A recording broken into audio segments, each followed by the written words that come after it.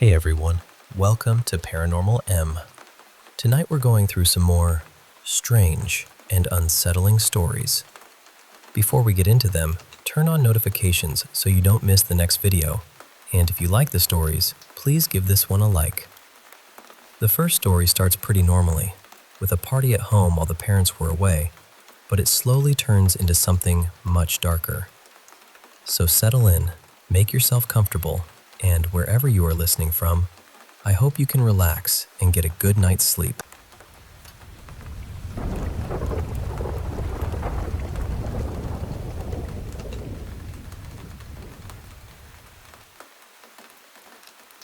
I want to start with a little bit of backstory because I think it matters. When I was 15, my parents went away on vacation, so it was just me and my older brother at home. He was around 20 at the time. We lived in a pretty big 2-story house back then, and my grandparents, along with my aunt and uncle, lived right next door. My mom has always been a spiritual practitioner. She has been involved in that world for as long as I can remember, and I grew up around it. I would not say I knew everything, but I was spiritual too, and I had learned a few things from her over the years. While my parents were gone, my brother decided to have a small house party. It was not anything huge, just a few close friends. I invited my best friend at the time too. I will call her Lila. Lila was tall, thin, and very spiritual, but not in the same way my mom was. She was involved in darker things, and she once told me she had made some kind of deal with something she called the devil. She said she wanted out of it because it scared her, but honestly, I did not fully understand what she meant at the time. That night, we drank a little. Vodka mixed with energy drinks mostly. We also had a jacuzzi, so we sat in there for a while, and the heat made the alcohol hit much harder than I expected. Later that night, we had a sleepover. I remember feeling so drunk and sick that I thought I was going to throw up. I have always had a fear of vomiting, so I started praying quietly, just asking God to help me through it. The next morning, I woke up hungover. Headache, nausea, the whole thing. At first, I thought it was just from the drinking and the jacuzzi, but after a few days, the sick feeling still had not gone away. Then one night, I was lying in bed and I had this uneasy feeling in my room. It was not just normal anxiety. It felt like something was off. I remembered something my mom had always told me. She used to say, "If you ever feel like something is not right, ask if someone is there." So I did. I was lying flat on my back, staring at the ceiling, and the nausea came over me again. I said, "If there is something in here that does not belong here, show yourself." I said it hoping nothing would happen. But something did. All of a sudden, the room felt like it shifted. Then this heavy pressure came down on my chest, pushing me into the mattress. It felt like something was sitting on me. I could not breathe. I genuinely could not get air in. The nausea got worse, and I started seeing black spots in my vision. I was terrified. Then, just as quickly as it came, it disappeared. The pressure was gone. The nausea was gone. The room felt still again. The next day, I called my mom and told her everything. She told me to cleanse my room with sage while praying, so that is exactly what I did. My room was on the side of the house where the wind usually came through, so I opened the window and expected the smoke to clear out easily. After I saged the room, I left for a while and went to a friend's place so it could air out. But when I came back, the room was still full of smoke. That was not normal. So I cleansed it again. Then I did it a third time. I prayed each time, asking for anything dark or unwanted to leave. By around 10 that night, after nearly the whole day had passed, the smoke was finally gone. That night was the first time in days that I lay in bed without nausea, without fear, and without that heavy feeling in the room. I knew something had been there, something dark, something that did not belong. After that, I slowly cut contact with Lila, especially after she told me that whatever she had made that deal with was still following her everywhere. I truly believe she brought something with her that night without meaning to. I think we were both drunk, unguarded, and somehow something attached itself to my room. That was my first real experience with something I can only describe as dark and evil. I still think about it sometimes, because once you feel something like that, you do not really forget it.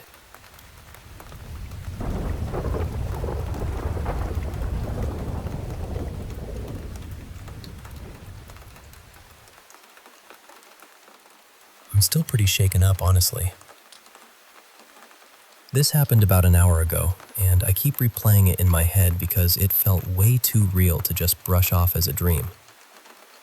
It started with me sitting on the curb across the street from my neighbor's place. There were 3 women outside, just talking and hanging around together. One of them kept looking over at me. Not in a strange way, more like she was curious about me. I got this feeling that maybe she liked me. And the weird part is, I felt the same pull toward her. But I couldn't get myself to stand up, walk over, and say anything. Then, out of nowhere, this guy showed up. I got the feeling he was her ex. He started yelling at her, getting louder and more aggressive, and the whole mood changed instantly. I couldn't understand what he was saying, but I could feel the anger in it. I decided to head back to my house. I was almost at the door when I noticed the woman walking toward me. Behind her, the guy was still shouting, and his voice was getting louder, even though the words were still completely impossible to make out. Then the maintenance guy who had been working around my house turned to me and said very clearly, "Are you ready to make a lot of money?" I remember looking at him and asking, "What do you mean?" He started walking toward the backyard, and I followed him. And right when we got back there, the dream just stopped. But I didn't wake up normally. It was more like I became halfway aware. My body felt awake, but my mind was still caught somewhere else. Then this deep, almost demonic brass melody started playing in my head, mixed with harsh static. It was loud, not background noise loud, but inside my skull loud. And suddenly I had this awful feeling that something was behind me. I opened my eyes and turned around in a panic. There was nothing there, just my room, quiet and ordinary, which somehow made it worse. So I rolled back over and closed my eyes again. Within seconds, the same melody came back. That same deep brass sound, that same static, and that same horrible feeling that something was right behind me. I opened my eyes immediately, and the music stopped. Then I tried closing my eyes one more time, and this time, it wasn't even music anymore.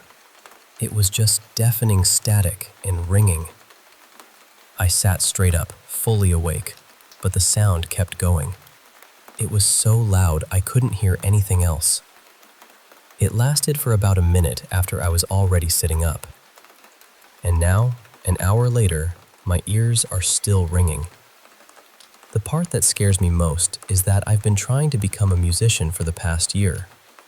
I've been learning how to sing, play piano, and produce tracks in FL Studio. But that melody I heard, I don't think I could have made it up on my own. It was honestly catchy, almost like something that could become a real song, but it had such a dark, evil feeling to it. It sounded like a whole brass orchestra had been shoved into my head. I do believe there are people who sell their soul for fame or fortune, and I know that might sound intense, but that's where my mind went. The maintenance guy asking if I was ready to make a lot of money, then that melody hitting me right after. It felt like some kind of offer, or a lure. Like something was trying to reach me through the one thing I've been chasing. I should also mention that I've had sleep paralysis 3 times before. Once, I saw a woman-like figure crouched or perched on my windowsill. So I know what sleep paralysis feels like. But this didn't feel like that. I could move. I knew I was awake. I sat up and the static was still there. That's why I'm scared. Because I don't know if this was a dream at all.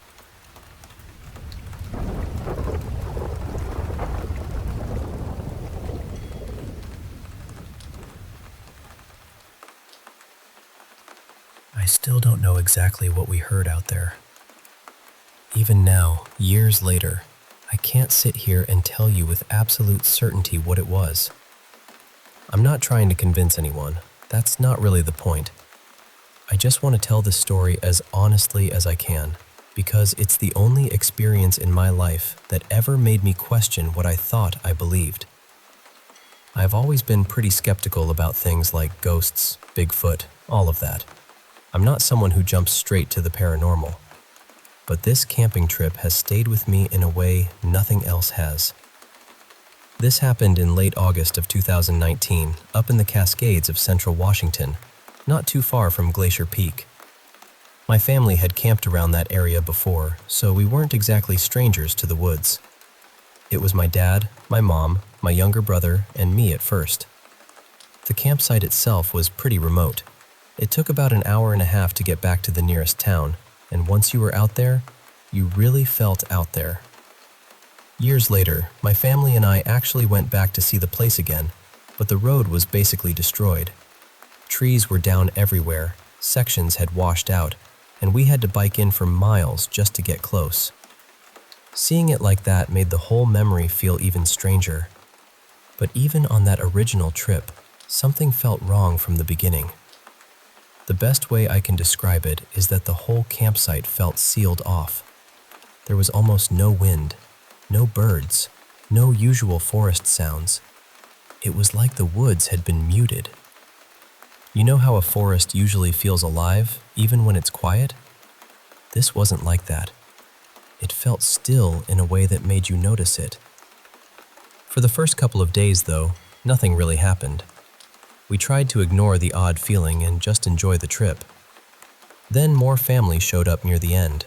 My uncle, my aunt, and my 2 cousins came out to join us.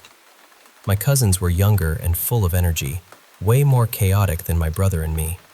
They were running around, yelling, smacking sticks against trees, doing all the usual kid stuff.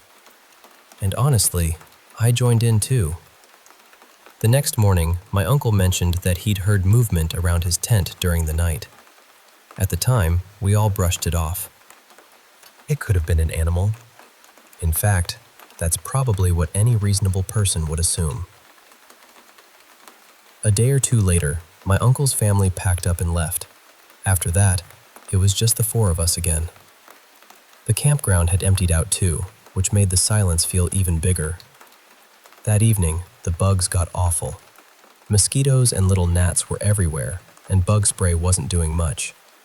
My mom decided to fog the campsite, so the rest of us spread out while she dealt with it. There were several fire pits and benches scattered around the area. I went to the nearest bench, maybe 70 feet from our camp. My parents and my brother went farther off to another fire pit, maybe 150 feet away from me. I sat there looking down at my phone, just passing time. Then I heard something right behind my head. It was this low, harsh, human-like snarl. Not a growl exactly. Not an animal sound I recognized. It lasted maybe 2 or 3 seconds, and it was close. I still can't say whether it was inches away or a few feet away, but it was close enough that every part of me knew it was directly behind me. At first, I honestly thought someone was messing with me. It sounded almost like someone trying to do a creepy zombie impression. But when I looked up, there was no one there, no one behind me, no one beside me, no one walking away. The only people I could see were my family, gathered by the other fire pit. That was the moment my stomach dropped. I don't remember thinking clearly. I don't remember deciding what to do. I just remember running toward my family, crying and completely shaken. My mom later said I yelled for her right away, but I barely remember that part. After that, the noises started. At first, they were distant knocks, tree knocks, I guess. They came from somewhere outside the campsite, far enough away that they didn't feel close, but clear enough that we all heard them. Sometimes they seemed random. Sometimes there was almost a pattern to them. One would come from in front of us, then later another from off to the side. They weren't constant at first, maybe every 15 or 20 minutes. My brother started knocking back with sticks, and for some reason, I joined him. At that point, I still hadn't connected the snarl behind me with the sounds in the woods. We thought it was strange, but also kind of exciting in that reckless way kids can be. We had been making noise all day and had gotten no response before. My parents didn't like it. They told us to stop. Then the sounds changed. The knocks turned into whoops and calls. They were louder than the knocking, and they seemed to come from different places around the campsite. Not all at once, but enough that it felt like something was moving around us.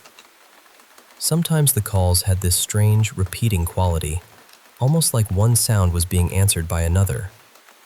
I don't know how long that went on. Time felt strange by then, but eventually my parents decided we were leaving. Not in the morning, not after dinner, right then. They started packing everything into the car as fast as they could. I sat on one of the benches while they moved back and forth through the campsite, loading gear. By then the sun had just gone down and the forest was getting dark. I was terrified, so I kept scanning the trees over and over. After a few minutes, I noticed something. Partly wrapped around a tree. It didn't look right. It didn't blend into the woods the way everything else did. It was too dark to see clearly, but it stood out enough that my eyes kept locking onto it. I took a picture with my phone, but it was cheap and the light was terrible, so the image wasn't great. Still, when we looked at it later, there was definitely something there, or at least something that didn't look like the rest of the forest. We left that night, and I think that's the part that makes this so hard for me to dismiss. It wasn't just one weird sound. It wasn't just one person getting spooked. My whole family heard the knocks and the calls. My parents were disturbed enough to cut the tour short and get us out of there. Could it have been an animal? Maybe. Could it have been a person messing with us? I guess that's possible too, but I don't understand how someone could have made that sound right behind my head and disappeared without me seeing them. And I don't understand why it all seemed to react to the noise we had been making. We've gone back to that area a few times since then. Only once did we hear anything like tree knocks again. I still don't claim to know what it was, but whatever happened out there, my family remembers it. And none of us talk about that trip like it was just another camping story.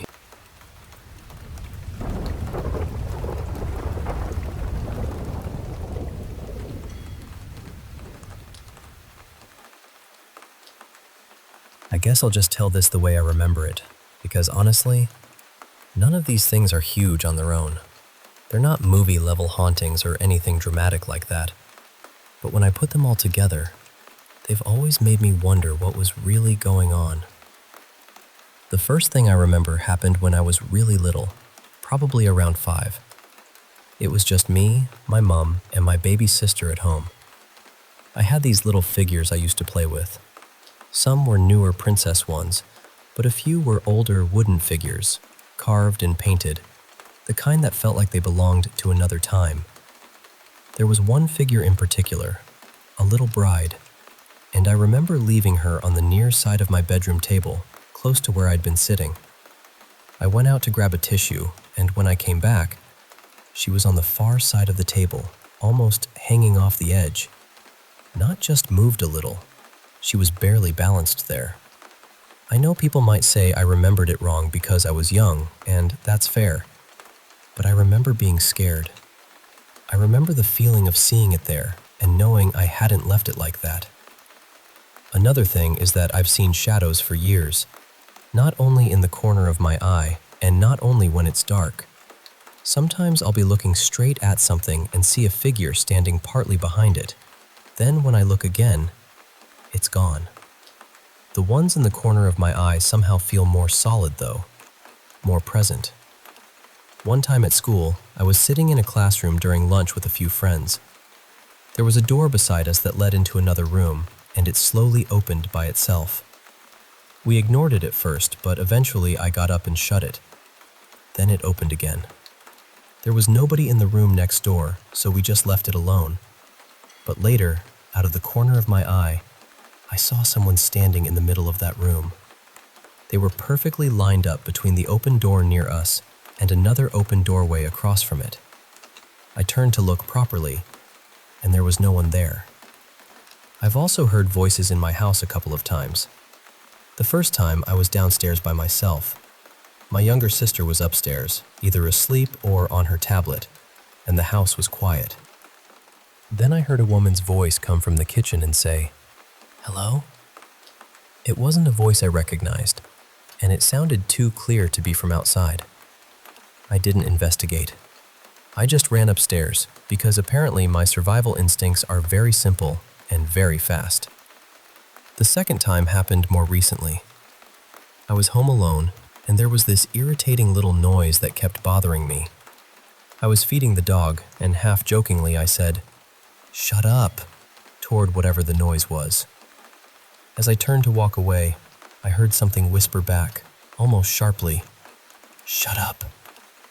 I tried to convince myself I hadn't heard it, because sometimes lying to yourself is the only blanket you have nearby. There was another strange moment at school, back when I was in a food tech classroom with an old friend and 2 other people. From where I stood, I could see everyone in the room.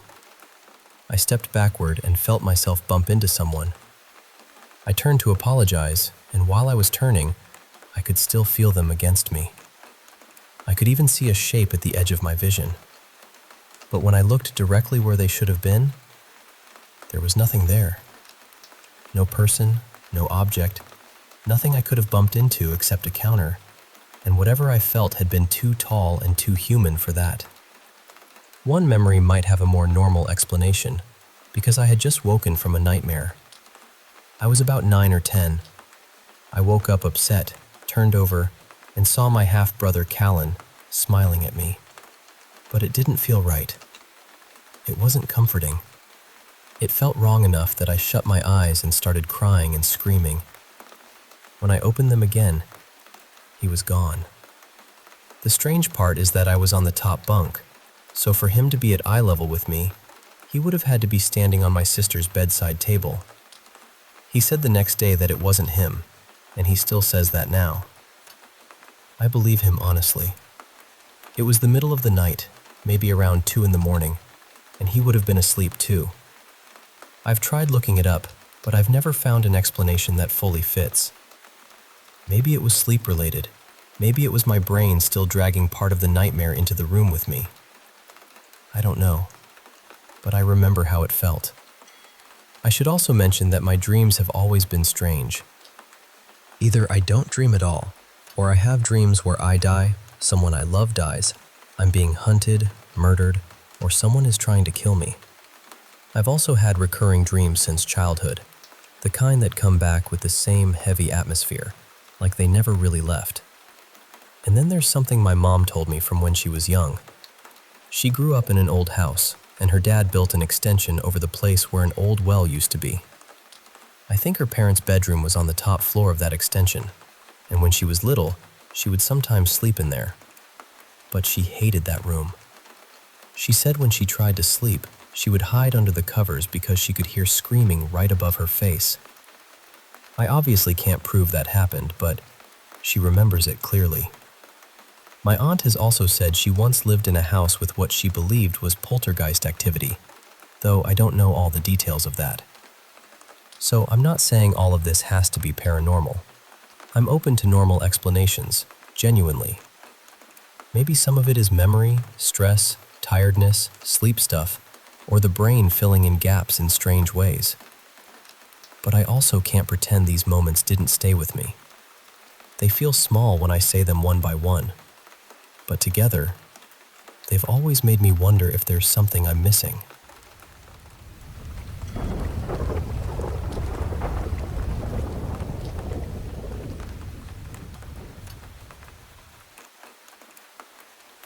Hey there. I want to share with you some stories that have been part of my family's life, moments that blurred the lines between our world and the unknown. So get comfortable and let me take you through these experiences one by one. When I was about 5 years old, there was this strange pattern. I'd wake up every night around the same time, switch on my bedroom light, and then quietly slip into bed with my parents to fall back asleep. It was like clockwork. But one night, something different happened. I woke up as usual, turned on the light, and went to lie down beside my mom and dad. This time, I faced the hallway, where my room's light cast a long beam into the darkness beyond. And then, out of the pure blackness of the living room, a figure emerged. It was tall, roughly 7 feet, and dressed in a white hooded robe. The hands were folded right where the sleeves met, but where its face should have been, there was only an endless black void. It wasn't quite walking, nor gliding. It moved towards me in a way I couldn't quite understand. Now, here's the thing. I didn't feel evil or scared of it, but my little mind knew something was wrong. Something was there that shouldn't be. I freaked out, of course, and woke my parents. My dad jumped up and did something to run off the ghost, as he called it. Looking back, it might have been around the time my grandmother passed away. I always wondered if that was connected. Maybe it was her, reaching out somehow. But who can say for sure? Years later, I overheard a secret conversation between my dad and one of our uncles. I wasn't supposed to hear it, but my dad's voice was loud, and I caught bits and pieces. You see, I used to have nightmares that started when I was in middle school. They were creepy, unsettling dreams that kept me awake and made school tough. My parents tried having me pray every night, hoping it would help, but those nightmares just kept coming. Apparently, according to my dad's story to our uncle, I had a younger brother, a brother from another life, who was clinging to me from the afterlife, wanting to cross over and be with me again. But if he did, it would have been bad for our family. So another uncle, a shaman, spoke with him and convinced him to let go, so I could finally rest at night. When my dad asked if I knew about this, he said it was better if I never found out. Funny thing is, I did find out, but I just pretend I don't. Because if I ask too much, my dad would probably flip out and make a scene. So I keep quiet, still wondering why my ghostly brother couldn't cross over. Then there's my dad's own hunting stories. Oh, those are something else. One time, he was waiting for a buck, probably caught a bit of a nap in his car. Suddenly, he saw this prize-winning buck just a few feet away. Excited, he raised his gun to take a shot, but through the scope, the buck vanished. Lowering the gun, it was back. Raising it again, gone. It was like the buck was playing hide and seek. Eventually, it disappeared for good, leaving everyone puzzled. Was it a spirit? A figment of his imagination? No one knew. Another time, my dad was up in a tree stand, waiting for a buck that was too far to shoot. Then he noticed a woman in a white dress walking just below him. Strange, right? Why would someone be wandering there dressed like that, especially in the cold? He wanted to call out, but something stopped him. She disappeared in the direction of his uncle, who was also hunting nearby. When my dad told his uncle about it, the uncle said he saw no one, and that place was supposed to be empty except for them. That encounter shook them both. My uncle was too scared to go back alone, and soon after, my dad's legs swelled up and hurt for weeks. A shaman uncle suggested they might have disturbed some spirit, so they went back during the day to apologize. After that, the leg got better. It's eerie, isn't it? That's why I avoid the woods at night. You never know what's out there. Not all encounters are out in the woods. At work, strange things happen too. Once I was carrying a tray of drinks, usually no problem, but this time it tipped over and spilled everywhere. I swear I felt a tug on my arm right before it happened. Luckily, my coworkers checked on me and helped clean up, but it left me wondering. Years ago, at my first job working the night shift in an Asian grocery store, I saw something that made my skin crawl. While counting coins at the register, I caught a glimpse of a small boy peeking out from near the soda cooler. When I turned to help, no one was there. Then I saw him again, but when I looked fully, he vanished. A coworker said I probably just saw Halloween decorations, but I'm certain I saw him. Speaking of spirits, my dad had another spooky hunting experience that truly scared him. He was out on private property at a treehouse stand built by a relative, hunting at midnight. The hut was pitch black. The only sounds were the wind and some fluttering pigeons. Suddenly, there was a knock on the hatch. My dad called out, telling whoever it was that he had permission to hunt there, but the knocking stopped. Then footsteps nearby, but when he looked, no one. Later, when he fell asleep in his car, there was another knocking on his window. He woke up to find no one there and checked his phone. Early morning hours, and the relative's house nearby was dark. He went back up to the hut, and the knocking started again, louder this time, shaking the entire hut. He stayed silent, frozen. Eventually it stopped, and he left quickly. He called relatives who practice shamanism, and they said it was a friendly spirit, probably his deceased grandfather, telling him not to hunt alone at night there anymore. Since then, my dad only checks trail cams and hunts during the day. A few days later, a mysterious knocking happened in the bathroom while he was showering. We all heard it, but none of us was near the door. Could it have been Grandpa? We'll never know. Our parents probably won't tell us for fear we'd be too scared. And then there's the mystery of Grandma's missing cash. Years ago, before we moved to our current house, a large sum of money she had hidden disappeared.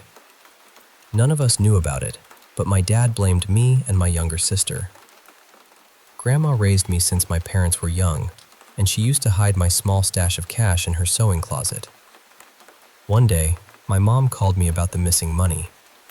Grandma's cash was gone, and when my dad searched her closet, he found my hidden portable bank right there. They didn't believe me when I said I didn't know about the money. Grandma even caught my younger sister stealing from my bank, but my dad still blamed me. Hours of interrogation followed, with threats and accusations.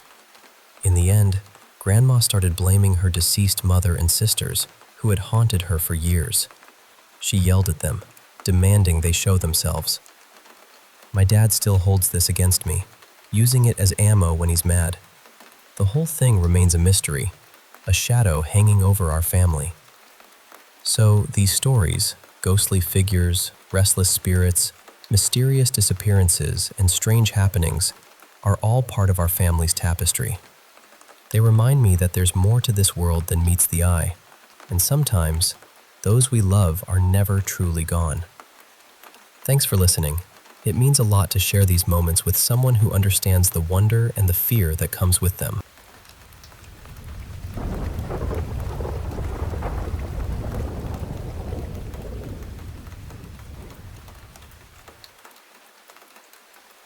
Hey there. I want to share some stories that have been passed down through my family, especially from my grandma. You see, she often talked about her mother and sisters, who sadly passed away when she was very young. I never got to see any pictures of them, only heard these eerie stories about how their spirits still lingered around her. These tales all connect in a way, and they all take place at this little garden plot my family has owned for years, somewhere in Laos. Let me take you through them one by one. Story 1. The Midnight Garden Plot Haunting. So, one day, Grandma was out at the garden with my uncle, Aunt Mai, Aunt Lynn. Mai's the older one and Lynn is younger. I never met Lynn in person, only saw her in photos and heard her voice over the phone. And my dad. They'd been working the soil all day, plowing the land, getting everything ready for planting. As the sky started to darken, Aunt Mai suggested, "Hey, maybe we should head home. It's getting late." But Grandma, with that stubborn warmth she always had, said no. She told them, "It'll be too late by the time we get home. Let's just stay the night here." So they kept plowing a little longer, then ate dinner together in their small garden hut they'd built when they first bought the land. The evening was calm. the air thick with the smell of damp earth and the faint chirping of crickets. They'd just begun to drift off to sleep when, suddenly, this chilling laughter echoed all around the hut. It wasn't the kind of laugh you'd expect. It was sharp, almost mocking, and it seemed to come from everywhere. Then, scurrying sounds above their heads, like something was climbing over the roof. Now, this isn't the first time Grandma told me about noises like this happening there. Aunt Lynn, who's usually quiet, was trembling and crying, begging to go home. The tension in that little hut must have been so thick you could slice it with a knife. After what felt like forever, the noises stopped. Aunt Mai whispered, "Do you want me to check outside, Grandma?" But Grandma, ever the calm one, said firmly, "No, just go back to sleep. I'll light a small fire near the door in case someone tries to get in." She lit the fire, the flickering flames casting long, dancing shadows on the walls. The rest of the night was silent, save for the crackling of the fire. In the morning, they found things scattered around the hut, tools out of place, little marks in the dirt, but Grandma just brushed it off. She had them finish plowing before they finally headed home. Story 2. The Mystery Voices on the Trail. Another day, Grandma and Aunt Mai were back at the garden, finishing up some last bits of plowing. Suddenly, Aunt Mai heard voices, men and women, as if walking toward them on the trail. She stopped and told Grandma. Grandma paused, listening intently, then said quietly, "We should hurry and finish. If those are Vietnam soldiers, we don't want to be caught out here." The voices stopped just as abruptly as they'd started, and a hush fell over the place. Grandma felt her heart quicken, not from fear exactly, but from the weight of uncertainty. They packed up quickly. Grandma took the heavier tools while Aunt Mai carried the lighter ones. Suddenly, the voices started again, but this time behind them. Aunt Mai whispered, "How can the voices be behind us? Nobody passed us." Grandma just shushed her, her eyes scanning the shadows, and urged her to keep moving. On their way home, they passed an old, weathered tombstone by the roadside. Grandma had mentioned it before, but no one knew whose grave it was. The air around it felt colder somehow, and the silence pressed in on them. Story 3. The Poltergeist Fright. One afternoon, Grandma, Aunt Mai, Aunt Lynn, Dad, and Uncle were at the garden again. They'd finished early and were resting after lunch. Grandma decided to visit her aunt nearby to chat, leaving Aunt Mai in charge of the others at the plot. Not long after she left, screams shattered the quiet, sharp, terrified cries that made Grandma's blood run cold. Then frantic footsteps raced toward her. Aunt Mai, Aunt Lynn, Dad, and Uncle, all trembling, clinging to her like she was their anchor. Grandma was upset, scolding them. "I told you to stay at the hut. What if someone stole our pots and dishes?" Dad replied, "We heard rustling in the bushes and laughter as soon as you left." Everyone, including Grandma's aunt, hurried back to the hut to check. Sure enough, their rice pot was missing. Grandma's voice was sharp with frustration. "Great. Those Vietnam soldiers probably took it when you all ran off." After searching, they found the pot a few yards behind the hut, nestled in the grain field. The rice inside was untouched. Grandma's eyes narrowed, and she picked up the pot, her voice rising in anger. "Oh, you're that hungry, huh? If you want the food, then take it and leave my children alone. You're mad because you're gone and not me, so terrorize me, but don't touch my kids, do you hear me?" She dumped the last of the rice onto the ground in a gesture of defiance and marched back to where everyone waited. That night, they chose to sleep at Grandma's aunt's hut instead of their own. When they returned the next day, everything was just as they left it. These stories have always fascinated me, not just because of the ghosts and strange noises, but because of the way Grandma faced them all with such bravery. She never let fear take hold, even when the unknown crept close. To her, Those spirits were part of a deeper connection, a reminder of those who came before us, watching silently from the shadows. And though the garden holds its secrets, it's also a place of family, resilience, and courage.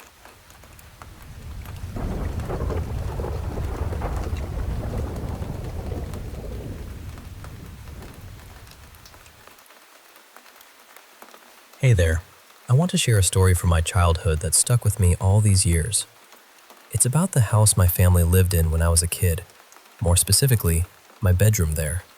You see, when I was about 8 years old, my parents moved us into our very first house. Before that, we lived in a trailer park mostly meant for senior citizens. It wasn't much, and honestly, the management there really didn't like having a kid around. That was just how life was for us, doing what we could to get by. Shortly after moving into that house, a lot changed. My parents divorced, and my mom moved out. Then my dad met a woman, let's call her Janet, and she moved in with her 3 daughters. So it was my dad, Janet, her 3 girls, and me, all under one roof. We stayed there for about 6 years. The first year or so, nothing really happened that we noticed, but then, around the second year, strange things began to unfold. Paranormal events, to be exact. At first, I didn't really experience much, but my dad did, and so did a few others. None of them knew the others were going through the same things until they all talked about it later. Now, for me, the only thing I really noticed in that bedroom were these awful dreams. They'd wake me up in the middle of the night, drenched in sweat, gasping for breath as if I'd just run a marathon. These weren't just nightmares. They felt different.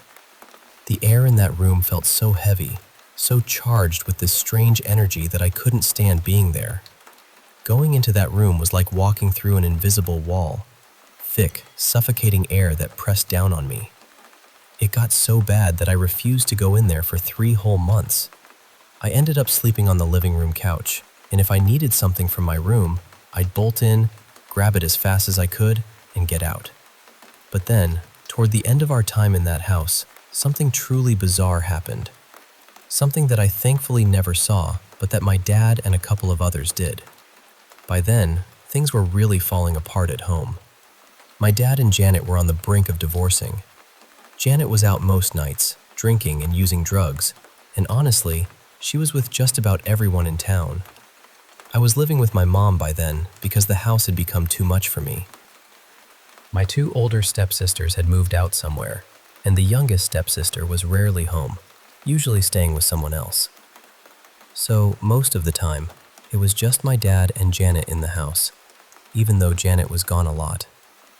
Despite everything, my dad kept his job.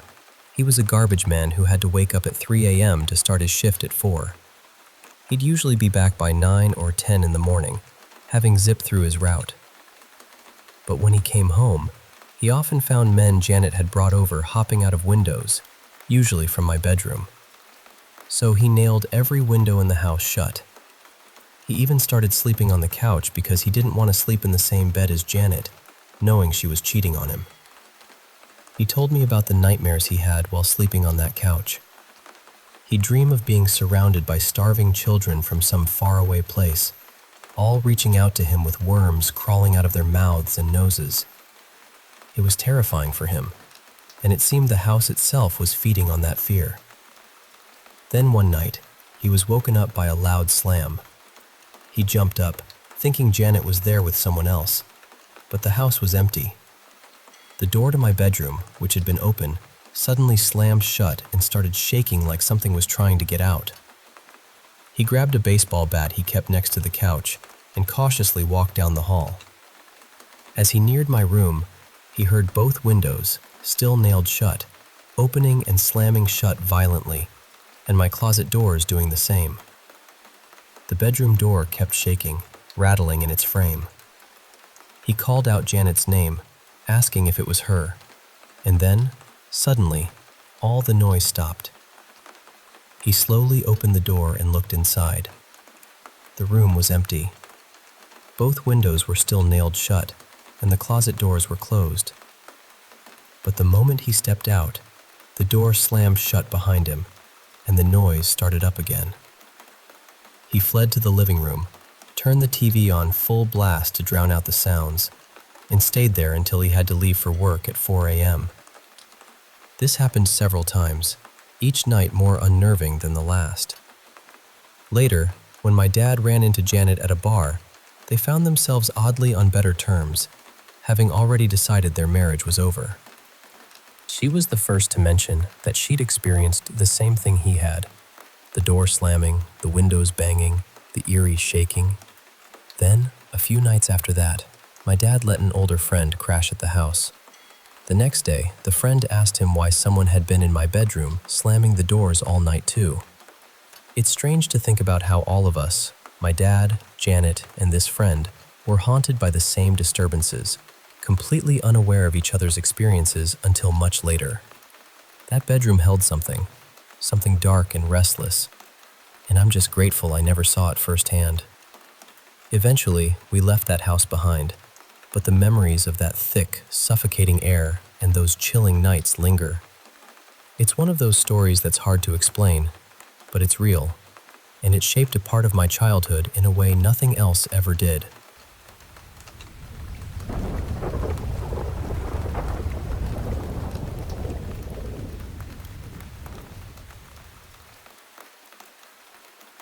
Hey, I want to share with you some eerie experiences I had growing up in my childhood home, particularly ones involving my best friend at the time, whose name was Jake. We were inseparable, neighbors just a block apart, so it was common for him to stay over or for me to crash at his place. One night, Jake was over at my house, and my dad was the only other person there. We both had been sleeping in my room. Back then, we could both fit comfortably in my bed. Suddenly, I woke up to find Jake standing between me and the door. He was facing away from me, and the hallway light spilled in through the half-open door, casting elongated shadows across the room. I blinked a few times, trying to shake off the grogginess. "Hey, Jake, are you okay?" I asked, my voice barely above a whisper, my heart starting to race in the stillness.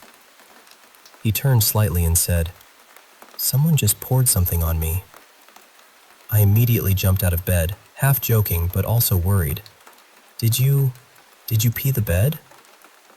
He shot me a sharp look and snapped, "No." He explained he woke up feeling water being poured right around his groin area. Then, as whoever it was left, he heard a deep, booming laugh echoing down the hall. A man's voice, but not my dad's. And he said it was a lot of water. I looked down and saw the bed was soaked, but the liquid was clear and cold, definitely not urine.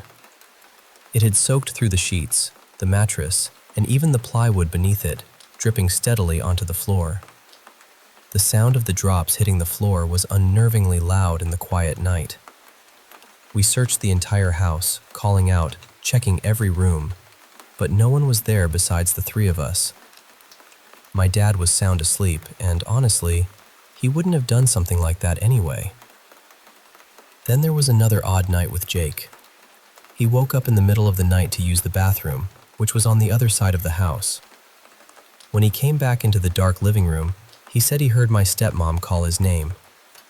He spun around, and in the pitch-black room, he saw the silhouette of a person sitting on the couch. Naturally, he thought it was her. She asked him quietly if he could go home. Confused but obedient, he agreed and left. The next morning, I woke up annoyed that Jake wasn't there anymore, and went to his house to find out what happened. That's when he told me about the strange encounter. I confronted my stepmom later that day, but she denied ever telling him to go home.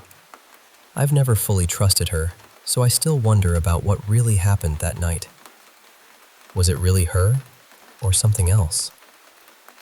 The last incident with Jake was one of the most unsettling. He woke up thirsty and got up to get a glass of water from the kitchen, which was on the opposite side of the house. He grabbed a clean glass from the cupboard, filled it at the sink, then went and sat down on the living room couch to drink. Back then, our TV was an old-fashioned one without a remote. You had to physically press the power button on the TV itself. While Jake was sitting there, half asleep and confused, the TV suddenly flicked on by itself. He watched the screen for a minute, trying to make sense of it, before realizing it shouldn't have turned on. He got up, took his half-drunk glass of water back to the kitchen, set it down on the counter, and then went back to my bedroom to sit quietly on the floor until morning. He said he never heard anyone else get up or move around the house during that time, just the TV turning itself off at some point. When morning came, Jake went back to the kitchen and saw something even stranger. His glass was gone from the counter and was now sitting upside down in the dish rack.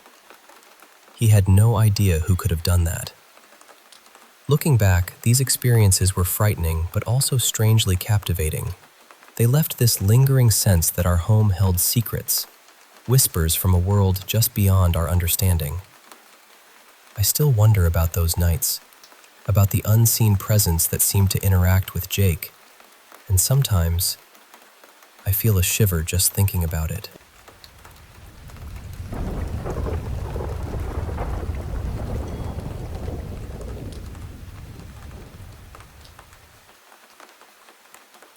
Hey there. I want to share a story that's really close to my heart. It's about a house I grew up in. A house with a history that feels like it's woven with shadows and whispers. Let me take you back a bit to when my dad bought this house back in 1987. Now, the folks who lived there before us were a couple who'd only owned it for about 6 months. They told my parents they had to sell because the husband's uncle had left him a big property, and they were moving there. Sounded simple enough. But here's where things start getting a little strange. After we moved in, one of the older neighbors across the street, an elderly man who became good friends with my dad, pulled him aside and shared a story. Something the previous owners hadn't mentioned. He said the real reason that couple bought the house and then sold it so quickly wasn't some inheritance or a new property. It was the house itself.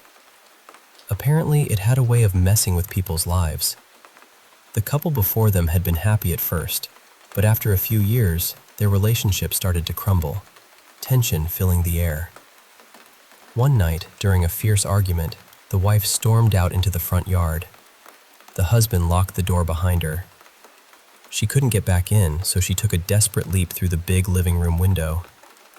Tragically, she bled out on the floor. That was the end of that chapter. The husband then sold the house to the couple that sold it to us. Now, I've never done deep research to confirm the story about the wife diving through the window, but I do believe whatever was haunting our house had a real effect, because my dad and stepmom's marriage also felt the strain, especially as time went on. We didn't notice anything too odd right away. Maybe the first year or so, things were pretty normal. But by the second year, little things started happening here and there, enough to make us question what was going on. I remember the very first thing that freaked us all out, as a family of 6. We were pretty close, and we often went out together, taking trips to parks or friends' houses on nice weekends. Picture this. Dad would lock the front door, deadbolt and handle, then come to get in the car. But every single time, by the moment he reached the car, the front door was just standing wide open. No breeze, no explanation. He'd go back, lock it again, and it would be open once more when he returned. I remember us driving away, glancing back at the front door, wide open like some silent invitation or warning. It was eerie and confusing all at once. And weirdly, when we came back, the door was always locked tight again. One time, we came home to find the refrigerator door and freezer wide open. But it wasn't just that. They had thrown food all over the kitchen, the floor, the walls, even the ceiling. It was like some invisible force was making a mess just for us. My stepmom was the kind of person who liked order. She had everything in the kitchen set just so, the dishes, the silverware.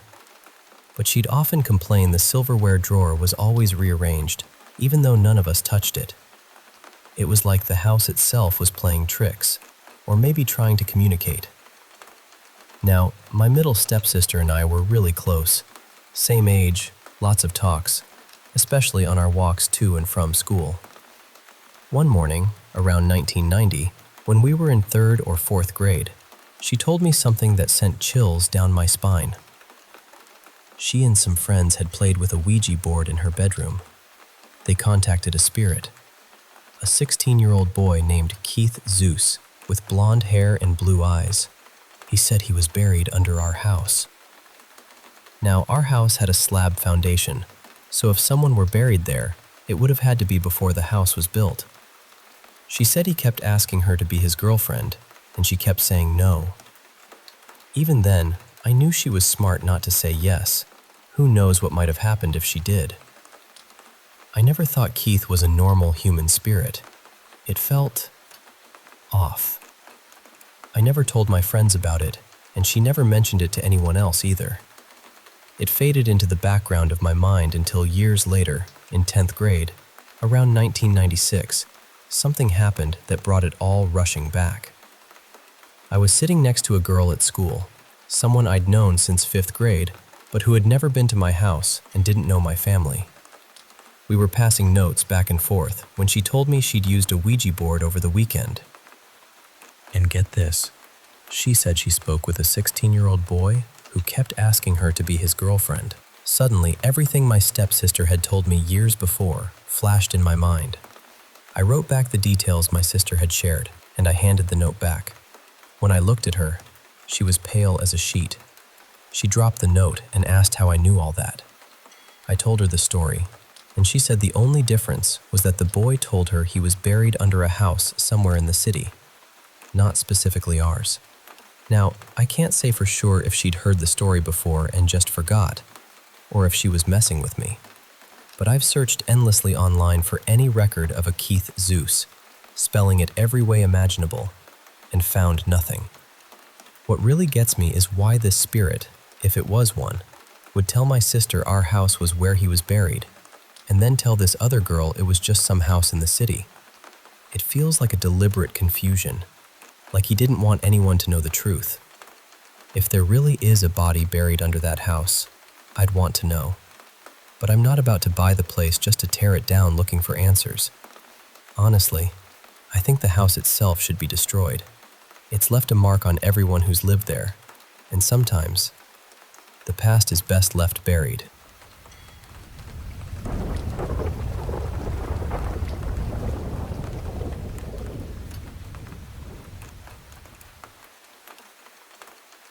Hey, I want to share with you some eerie experiences I had growing up in my childhood home, particularly ones involving my best friend at the time, whose name was Jake. We were inseparable, neighbors just a block apart, so it was common for him to stay over or for me to crash at his place. One night, Jake was over at my house, and my dad was the only other person there. We both had been sleeping in my room. Back then, we could both fit comfortably in my bed.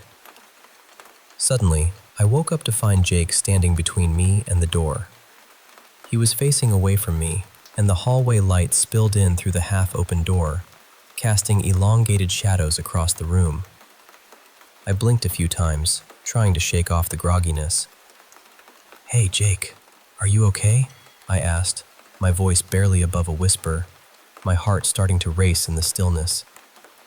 He turned slightly and said, "Someone just poured something on me."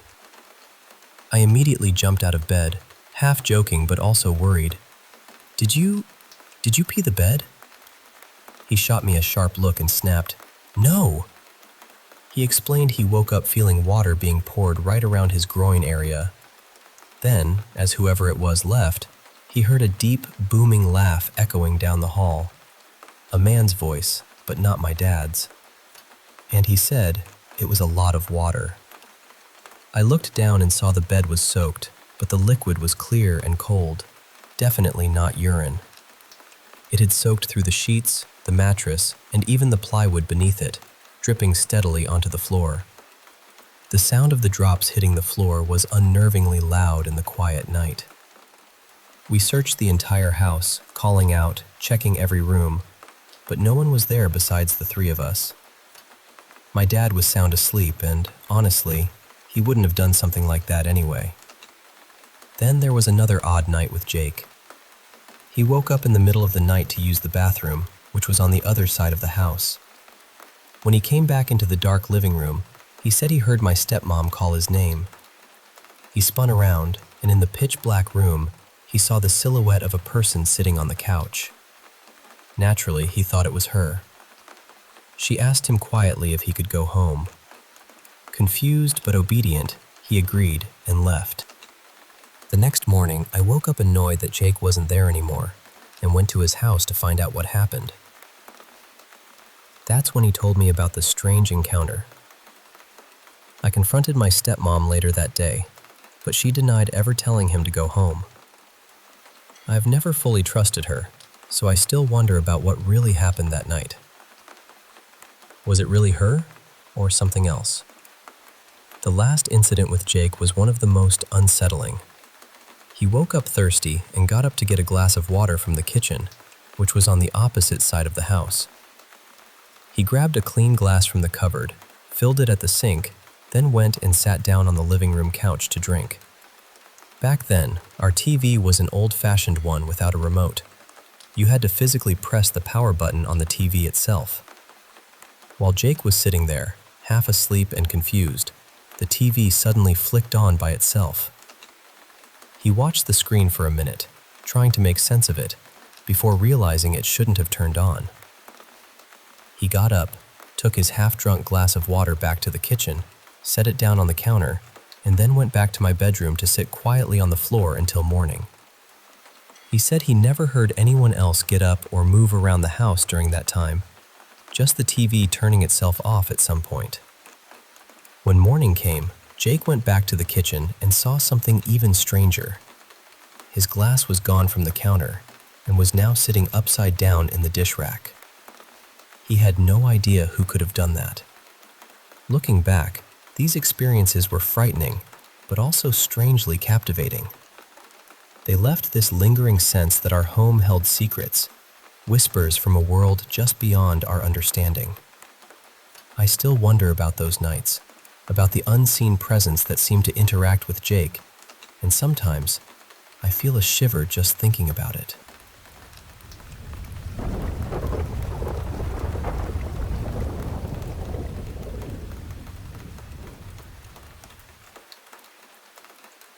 Hey there.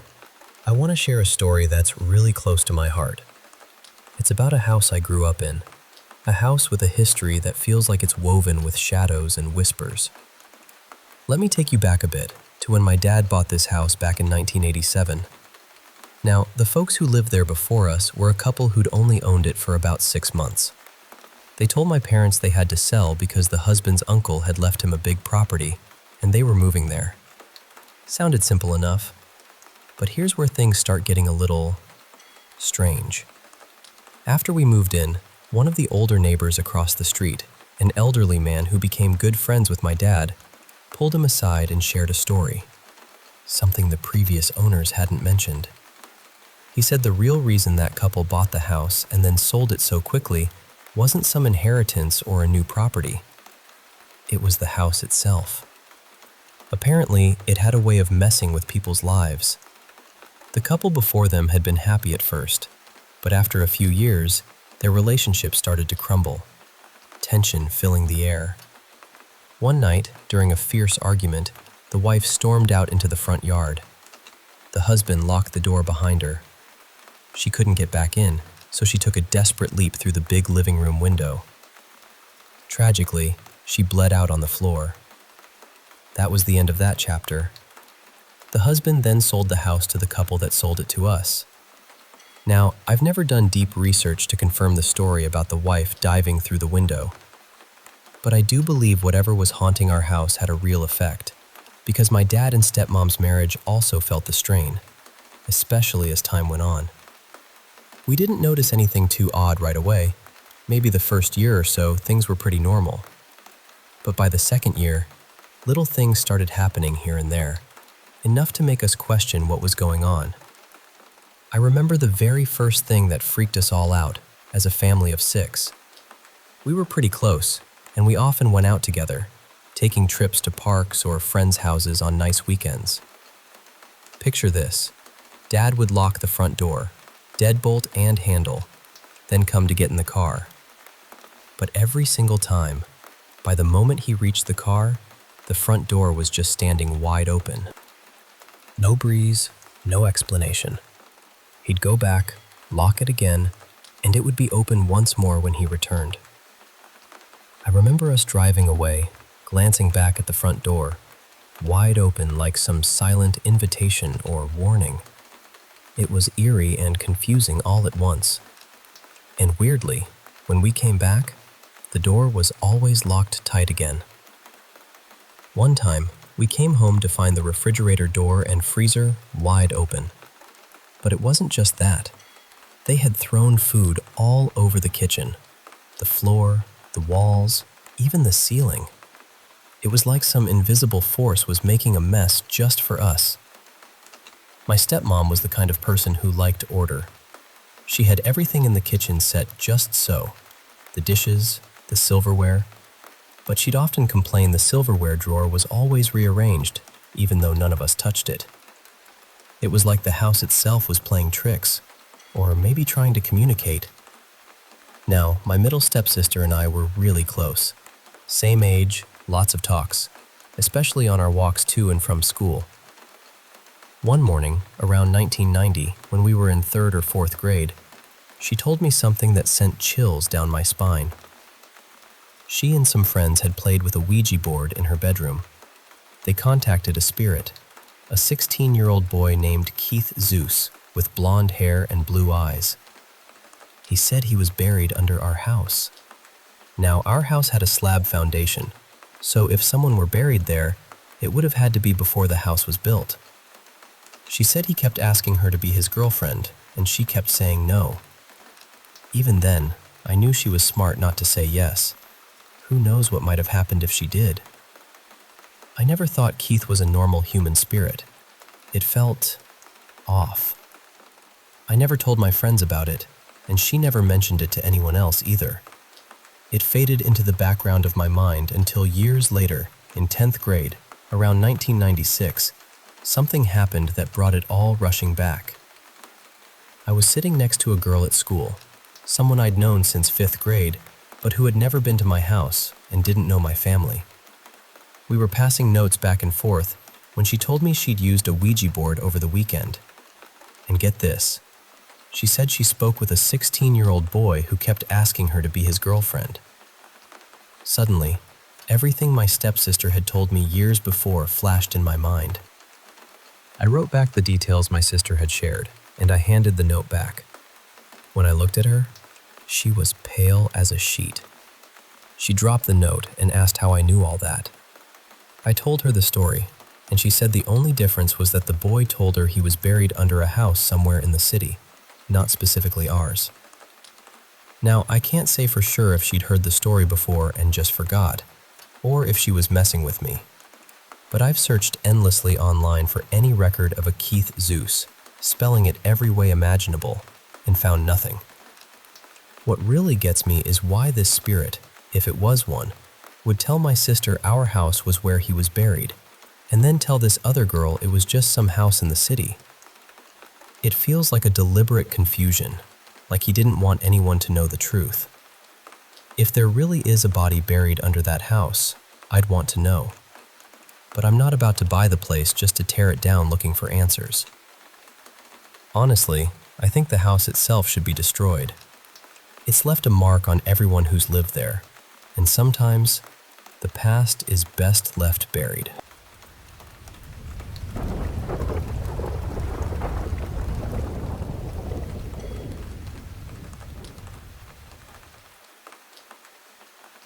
Hey there.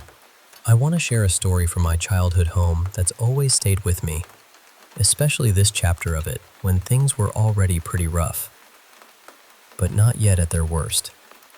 So, my stepmom had a bit of a wild streak back then. She was out partying and running around behind my dad's back. After a lot of talking, they decided to try and patch things up, so she promised to clean up her act and start going to church again. And here's the kicker. She said she'd take us kids along, which was honestly the last thing any of us wanted. I think this was around the 4th or 5th year we'd been living there, so we're talking maybe 1992 or 1993. She checked out a few different churches, trying to find one that felt right, but nothing quite stuck, until she stumbled upon the Mormon church. She loved it, and that's where we all ended up going. Funny enough, out of all those places she dragged us to, that was the only one I didn't hate, though even then, I was pretty meh about organized religion. Honestly, those experiences at church as a kid kind of shaped my view on religion in a not-so-great way. One thing I will say about the Mormons, though, they were genuinely kind people, welcoming, like they really accepted everyone. Because of that, they sent us some missionaries to give us weekly lessons and just hang out.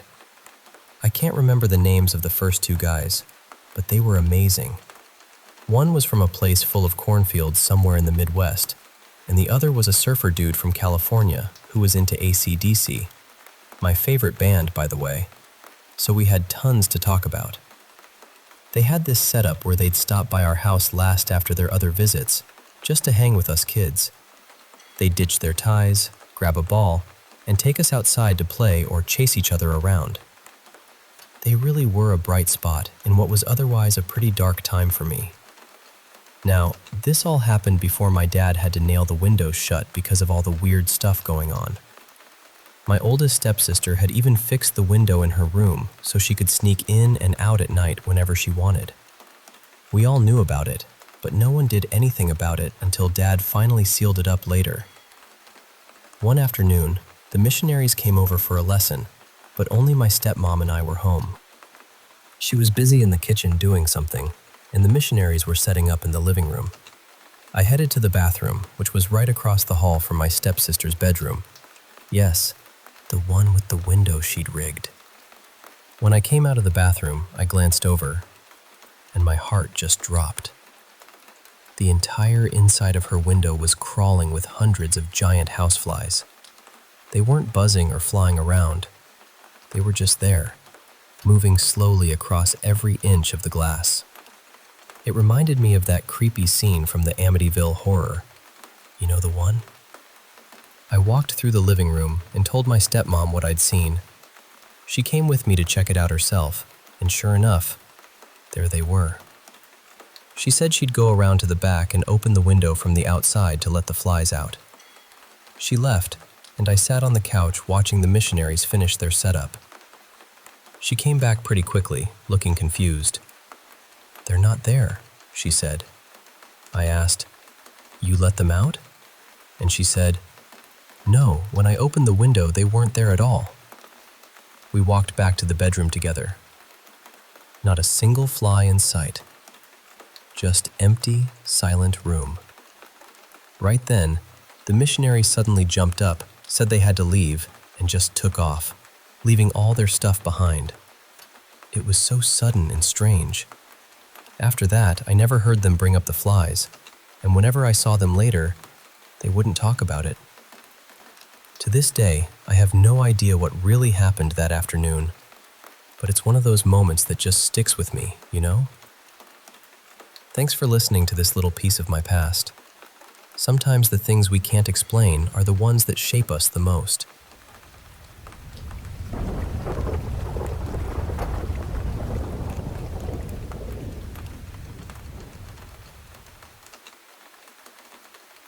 Hey there. I want to share with you a story that's been part of my life for quite some time. About Spirit Lake, a small town just north of Coeur d'Alene, Idaho. It's a place wrapped in mystery and stories that chill you to the bone, but also stories that feel oddly warm and human. So pull up a chair and let me take you through the whispers and shadows of Spirit Lake. Now, before we dive into the spooky stuff, let me set the scene for you. Spirit Lake isn't your typical small town. It's got history that runs deep, much of it passed down by word of mouth. The lake itself got its name long before settlers arrived, a name given by the Kootenai tribe, who once called this land home. The tribes here had a lot of conflict, always at odds with one another. But there's this one story, a tale of love and tragedy that folks around here still talk about. So the chief of one tribe promised his daughter, the princess, in marriage to the prince of the enemy tribe to bring peace. But here's the heartbreaking part. The princess was already deeply in love with a warrior from her own tribe. Imagine the pain she must have felt, caught between duty and love. Unable to bear the thought of this forced union, the young lovers went down to the lake one evening, hand in hand, and jumped into the cold water together, choosing death over separation. They drowned, and legend says their spirits never left. People claim that on misty nights, you can see the two of them drifting silently in a canoe, shrouded in fog, forever bound to Spirit Lake. That's where the lake gets its name, a place of spirits. But the lake stories don't end there. It's strange, really, because I've fished at many lakes up north, and none have nearly the number of memorials and graves that Spirit Lake has.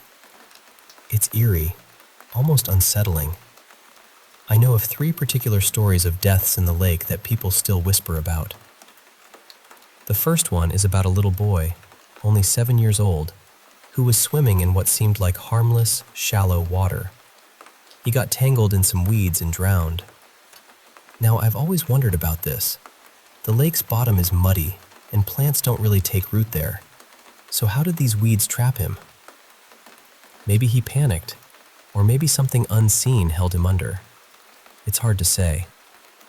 Then there's the story of a high school party. You know the kind. Backwoods and secretive, with a bonfire and whispers of trouble. One junior got drunk and slipped into the water without anyone hearing a sound. The area echoes sounds so well, it's strange no one noticed. Was he pushed as a joke, or did he fall quietly? Or was there something else pulling him under? It's a mystery that still haunts the locals. The last story I know is darker. A drug deal gone wrong between 2 teenagers fighting over money. It was winter, and one of them was pushed into the icy, shallow water, trapped beneath the ice. Most memorials around the lake are for young men like these, and that adds to the sorrow hanging in the air. Adding to this heavy energy, there were negative witches who once lived in Spirit Lake. They were known for disturbing rituals, animal sacrifices, and strange, unsettling ceremonies. In the 60s, they'd stop travelers on the highway late at night, trying to pull them into their beliefs. Even now, some say they're still around. I lived just 2 houses down from one such family, and sometimes I'd wake up to chanting that had no connection to any moon phase or season. It was chilling. The women in those families were often kept inside, forbidden to leave, while the men, the father and uncle, were, well, perverse. They dressed like old-time farmers, in browns, grays, and blacks, and the women wore bonnets, like something out of a haunting. And every Halloween, more animals go missing in Spirit Lake than anywhere else nearby. It's a small detail, but it speaks volumes about the darkness lingering here. Spirit Lake began as a logging town, but it didn't thrive for long. The old buildings still stand, silent witnesses to the past.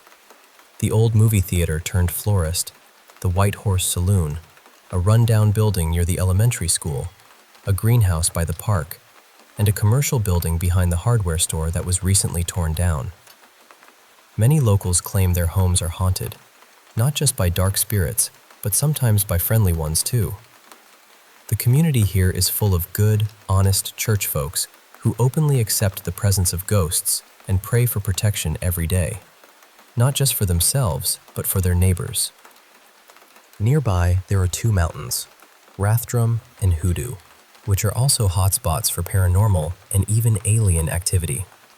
People have reported strange lights, ghost sightings, and even Bigfoot encounters. I've hunted in those wild areas many times myself, and while I haven't seen any ghosts, I can understand how Bigfoot could hide there. The wilderness is vast, full of hidden pockets and shadows perfect for something elusive. Personally, I haven't had any outright paranormal experiences in Spirit Lake. There was one day when I was feeling really down, walking through the woods, and the forest felt more comforting and reassuring than usual. Maybe it was just my love for nature, but it felt like the woods were wrapping me in a gentle embrace. I know others who have seen things, though. People who are honest, old-fashioned, church-going folks I trust. I do think the high drug use in the area might fuel some of the strange happenings. Sometimes the energy feels heavy, charged with sorrow and dark deeds, and I believe that those troubled souls might be feeding the paranormal activity. Some things about Spirit Lake are just complicated and beyond simple explanations. So, that's the story of Spirit Lake, a place where love and loss, darkness and light all mingle beneath the misty surface. It's a town of ghosts, of memories, and of people who keep praying for peace amid the shadows. Thanks for listening to this tale from my corner of Idaho.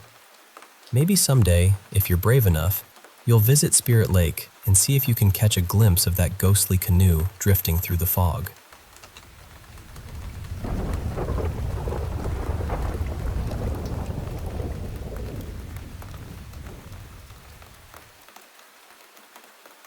Hi everyone. I want to start by saying that what I'm about to tell you really happened.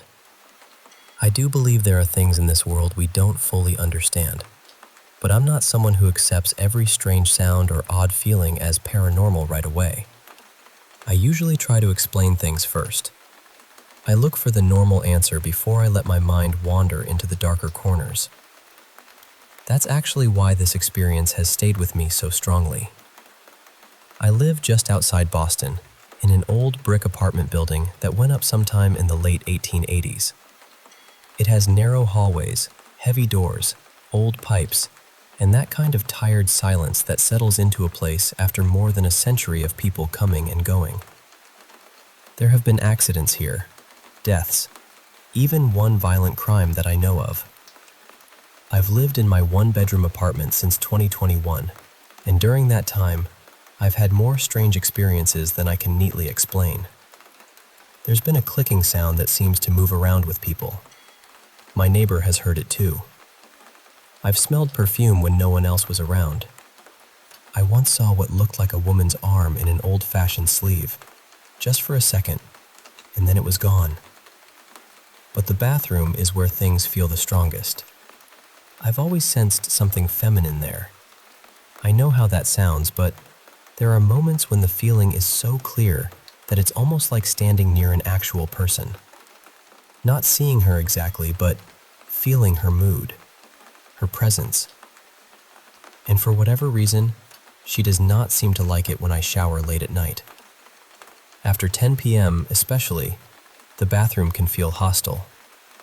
There have been nights when I'm in the shower and suddenly get this sharp, awful feeling that something angry is standing just on the other side of the curtain, waiting. So on this night, it was a little after 11. I was sitting on my bed, alone, playing guitar. Earlier, I had said out loud, mostly to myself, that the yellow guitar pick I was using was my favorite. I don't know why I said it.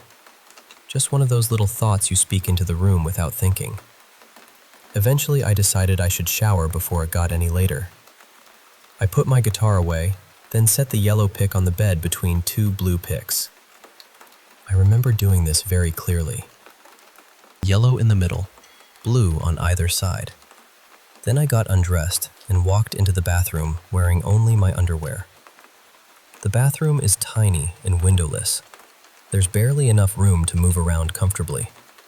Next to the shower, there's a tall linen cabinet, and between that cabinet and the shower curtain is this narrow little gap, maybe 3 inches wide. I grabbed a towel and crouched down to put it on the floor like I always do. As I did that, I nudged the shower curtain back slightly. And then I heard something small and plastic drop into that narrow gap beside me. It was a very specific sound, a little click against the floor.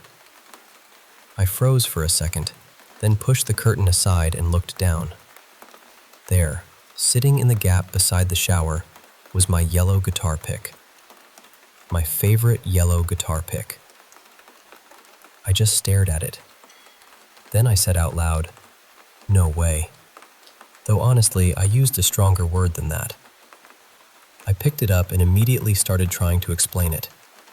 Maybe it wasn't the sound I thought I heard, but there was nothing else in the gap. Maybe the pick had stuck to my clothes somehow.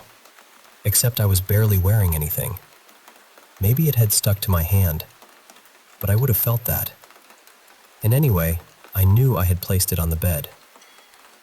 I walked back into my bedroom, still holding the pick, still saying, "No way," over and over.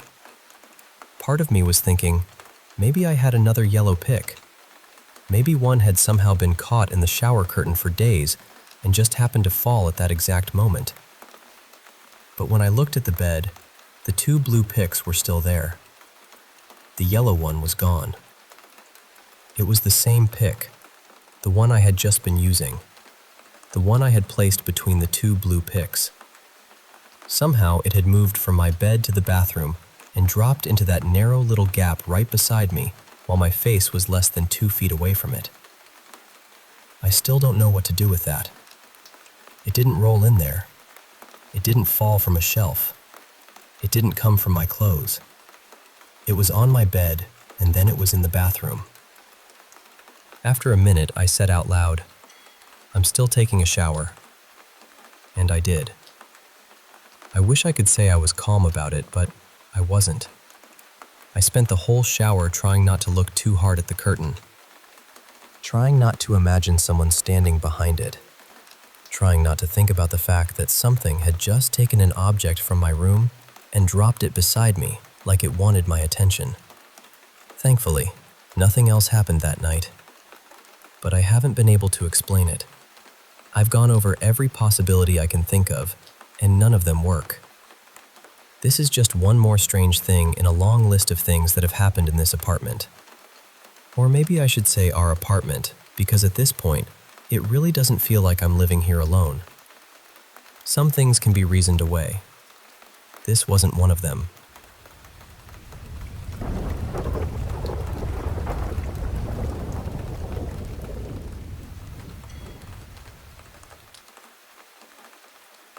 I've worked as an embalmer for a little over 35 years, and that is about as much as I'll say about the job itself.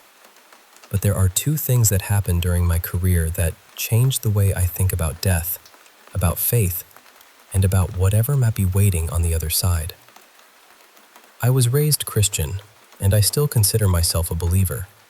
But these two moments shook me in a way I still don't fully know how to explain.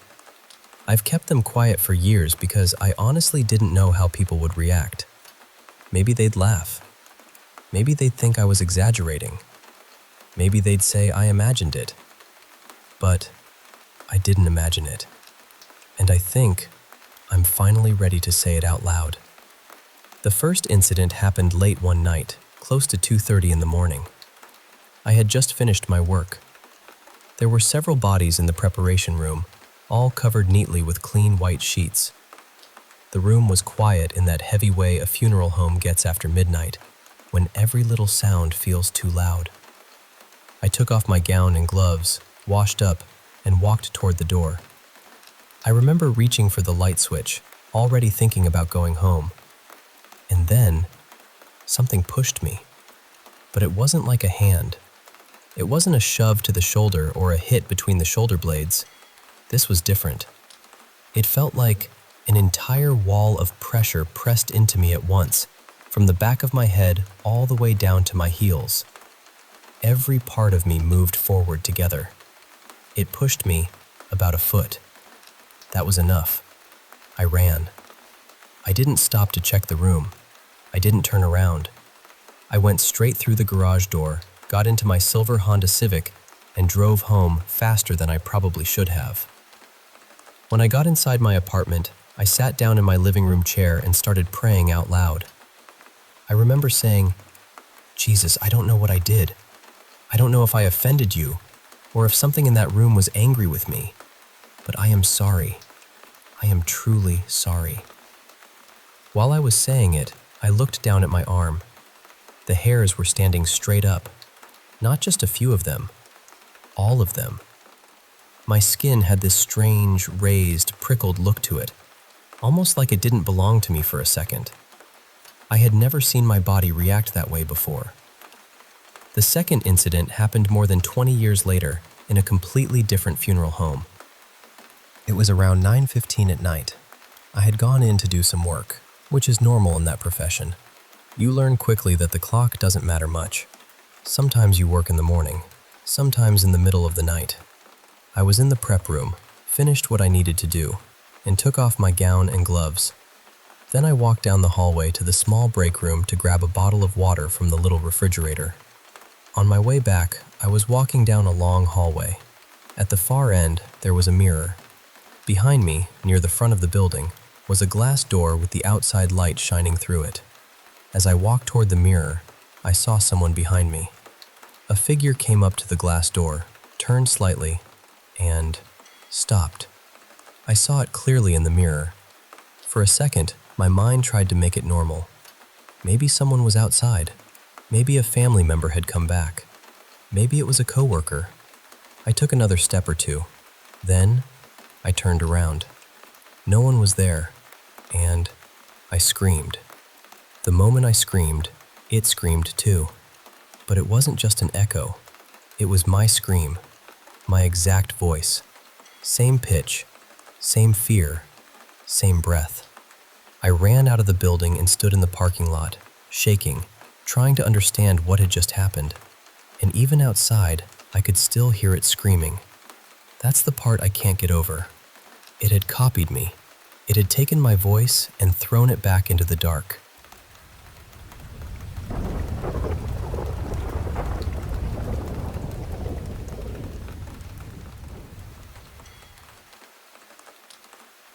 I grew up in a small rural town in northern Maine, the kind of place where the nights are still, the roads are empty, and anything unusual feels twice as strange because nothing much ever happens. About 12 years ago, during one summer, I started noticing these orange lights blinking out in the potato fields. They weren't flashing fast or moving around, at least not from what I could tell. They just sort of pulsed every now and then, calm and bright, like some piece of farm equipment left out after dark. That's what I told myself anyway. One evening, my father and I decided to take the four-wheelers out for a ride. Just the two of us. We rode around for hours, wandering the trails, not paying attention to the time, until suddenly, the sky had gone dark around us. We stopped on the trail to talk about which way we should head home, and that's when I saw one of those orange lights again. It was way off in a field, blinking softly like it had been waiting there. I got excited, honestly. Not much happens up there, so even a strange light in a field felt like a mystery worth chasing. I told my dad I had been seeing those lights around and asked him what he thought it was. He looked at it for a while and said he had never seen anything like that before. He figured maybe it was equipment, but he didn't sound convinced. I told him I wanted to go check it out, and he agreed. So we rode toward it. As we got closer, I started feeling uneasy. I couldn't see any tractor, no machine, no post, nothing that the light could have been attached to. It was just this orange glow, blinking slowly in the dark. The light was about the size of one of those big rubber balls they used to sell in bins at grocery stores when you were a kid. Not tiny, not huge, just big enough that you knew you were looking at something real. Then I realized it was sitting right in the middle of the trail. At the time, I didn't fully process it, but looking back, it couldn't have been there when we first saw it. It must have moved while we were riding toward it, because the spot where we first noticed it was not the same spot where we ended up. And that's when the nervous feeling really sank in. There wouldn't be a random pole in the middle of an ATV trail with an orange light on it. That made no sense. The whole field around us was pitch black, except for two old four-wheelers, each with one foggy headlight, and that glowing orange orb. The stars were faint overhead. Everything else was just darkness and rows of fields stretching out farther than I could see. We pulled right up to where the light was blinking. It pulsed once in front of us. Then it disappeared. My dad and I shut off the four-wheelers. Everything went dead quiet. I remember asking him, "Where did it go? It was supposed to be right here." We were parked exactly where it had just been. There was nothing there. No equipment, no pole, no reflection, nothing. Before my dad could answer, he suddenly gasped and said, "Oh crap." I turned and saw it behind us. The orange light had somehow appeared about 10 feet away, off the trail now, floating out in the field. It blinked once, disappeared, then blinked again. Only this time it was closer. Maybe 3 feet closer. Neither of us said anything after that. We both knew right then that it wasn't stationary. It wasn't farm equipment. Something was wrong. And this is the part I still give my dad grief about to this day. He started his four-wheeler and took off, leaving me sitting there alone. I tried to follow him immediately, but I was still learning how to ride a manual four-wheeler, and I stalled it. Twice. I was panicking, trying to get the thing started while knowing that light was somewhere behind me. I looked back one last time. The orange orb was back in the trail, exactly where I had been. That was the worst part. It wasn't just nearby. It was right where I was. I finally got the four-wheeler moving, and I didn't look back again. I just drove as fast as I could until I caught up with my dad, and we went straight home without stopping. When we pulled in, I thought maybe he would laugh and tell me what it really was. Maybe he had figured it out. Maybe he had only acted scared to mess with me. But he got off his four-wheeler fast and headed straight for the house. I called out to him and asked, "What the hell was that?" He didn't turn it into a joke. He didn't explain it away. He just said, "I have no idea, but get in the house." Then he went inside. I was too scared to bring it up again that night. Honestly, I didn't really talk about it with him for years. Even now, he still swears he has no idea what we saw, and he doesn't like talking about it. My dad is a tough, no-nonsense, blue-collar guy, the kind of man who doesn't scare easily. But that night, I saw him scared. I did see the orange blinking light one more time later that summer, in a different field while I was driving past on the main road. After that, I never saw it again. I still don't know what we came across out there, and I really wish someone could tell me.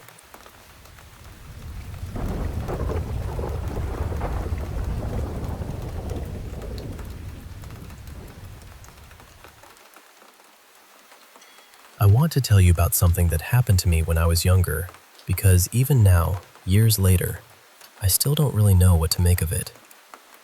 There were chapters of my life when I used cannabis from time to time. I had always heard that different cultures all over the world had used it in spiritual rituals or as a way to reach some kind of awakening. I knew that in my head, but I never truly understood it. Not until one particular afternoon. I was in my early 20s then, maybe 24 or 25. I hadn't smoked in a couple of years, but for whatever reason, I decided to try it again. Nothing dramatic, nothing reckless, just a small amount. At the time, I had this little workshop behind my house. It was quiet, a bit dusty, full of old tools and things I kept meaning to fix. I went out there alone, sat down, and smoked by myself. At first, everything felt normal. Then the air started to change. It was subtle in the beginning, almost like the light had softened. Then this golden shimmer spread across everything, like the whole room had been covered in a thin layer of liquid sunlight. It looked almost unreal, but not frightening. More like the world had slipped on a secret skin. And then I started seeing memories. Not just thinking about them.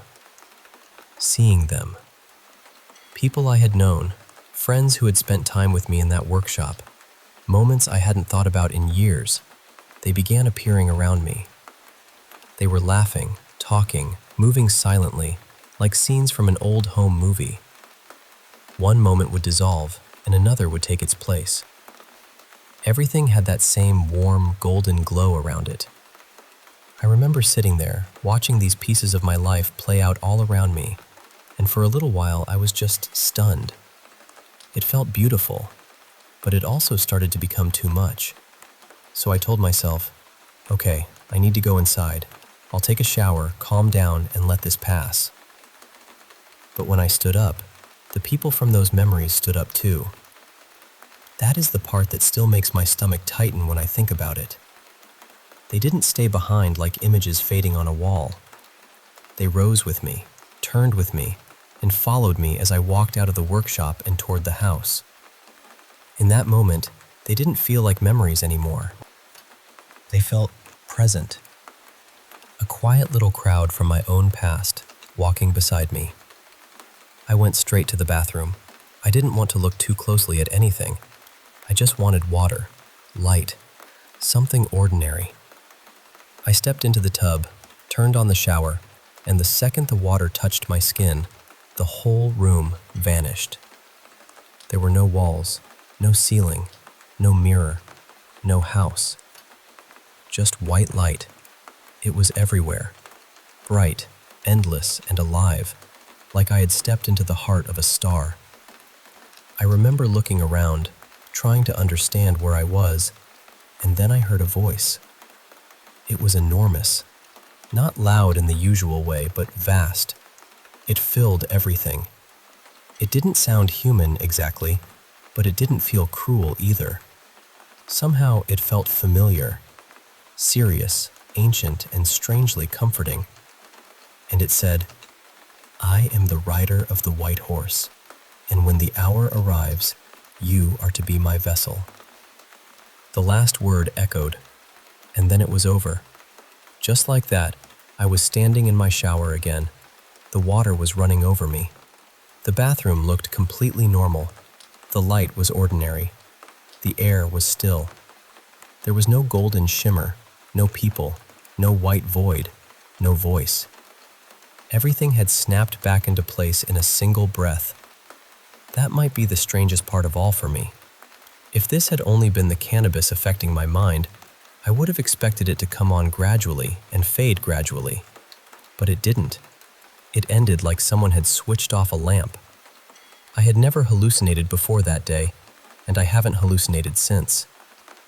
I know what some people will hear in this: the rider of the white horse, the connection to the book of Revelation.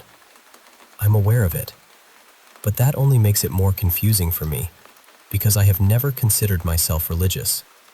I wasn't raised to obsess over biblical prophecy, and I definitely wasn't sitting there thinking about Revelation in a backyard workshop. So I still wonder about it.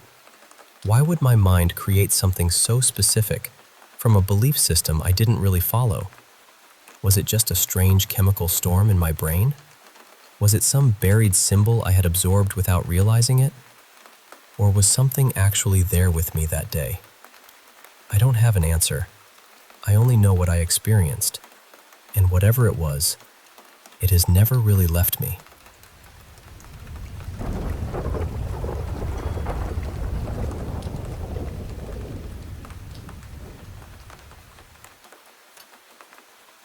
I never really believed in the paranormal. I mean, I've heard stories. I've listened to people talk about things they couldn't explain, but I always thought there had to be some normal reason behind it. A sound outside, a half-asleep mind, bad timing. But now, after what's happened twice, exactly 1 year apart, on the same date, I'm honestly starting to wonder. I moved into this little bungalow about 2 years ago. Nothing about it seemed strange at first. It was quiet, a bit tucked away. The kind of place where you notice every creak and every gust of wind because there isn't much else going on. The first time it happened was April 12th, 2025. I had fallen asleep in my room with the back door open. I know, not the smartest thing, but it was one of those mild nights, and I didn't think much of it. At some point, I suddenly woke up. Not because of a noise, at least not at first. I just woke up with this horrible, tight feeling in my chest, like my body knew something was wrong before my brain did. I sat up, trying to get my bearings. Then I heard it. A scream. Not a fox scream. Not a person messing around. This was a proper, blood-freezing scream, and it sounded close enough that every part of me went still. I grabbed something to protect myself and just sat there, listening. Then it happened again. Closer. After that, silence. I waited, barely breathing, and then I heard it a third time. This time, it sounded like it came from my garden. I jumped up, slammed the back door shut, locked it, and just stood there with my heart going mad in my chest. Then the scream came again, but farther away this time. I remember thinking, what on earth was that? And then, as if that wasn't enough, every fire alarm in the house suddenly went off at once. There was no smoke, no fire, nothing burning, nothing that could have set them off. They'd never done anything like that before, and they haven't randomly done it since, except for what happened the next year. I turned them off, checked the whole place, and found nothing. That was it for that night. And honestly, after a while, I pushed it out of my mind. Then April 12th, 2026 happened. This was very recent, and the strange part is, I had completely forgotten about the year before, until after everything happened again. That night, I was in my room, but I wasn't asleep. There had been a few burglaries nearby, so I'd been extra careful. I checked all the doors. I made sure the windows were closed.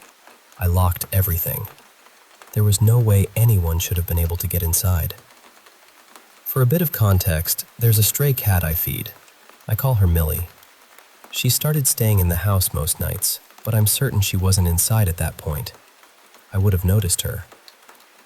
Then, out of nowhere, I heard my front door open. I know what my front door sounds like. I know the lock. I know the little shift of the handle and the way it creaks. So I grabbed something again and went to check. And there, sitting in the front room, was Millie. Just sitting there. The front door was closed, and when I checked it, it was locked. I can't explain that. I know I locked it earlier. I know she wasn't in the house, but somehow she was inside. The worst part was the way she looked.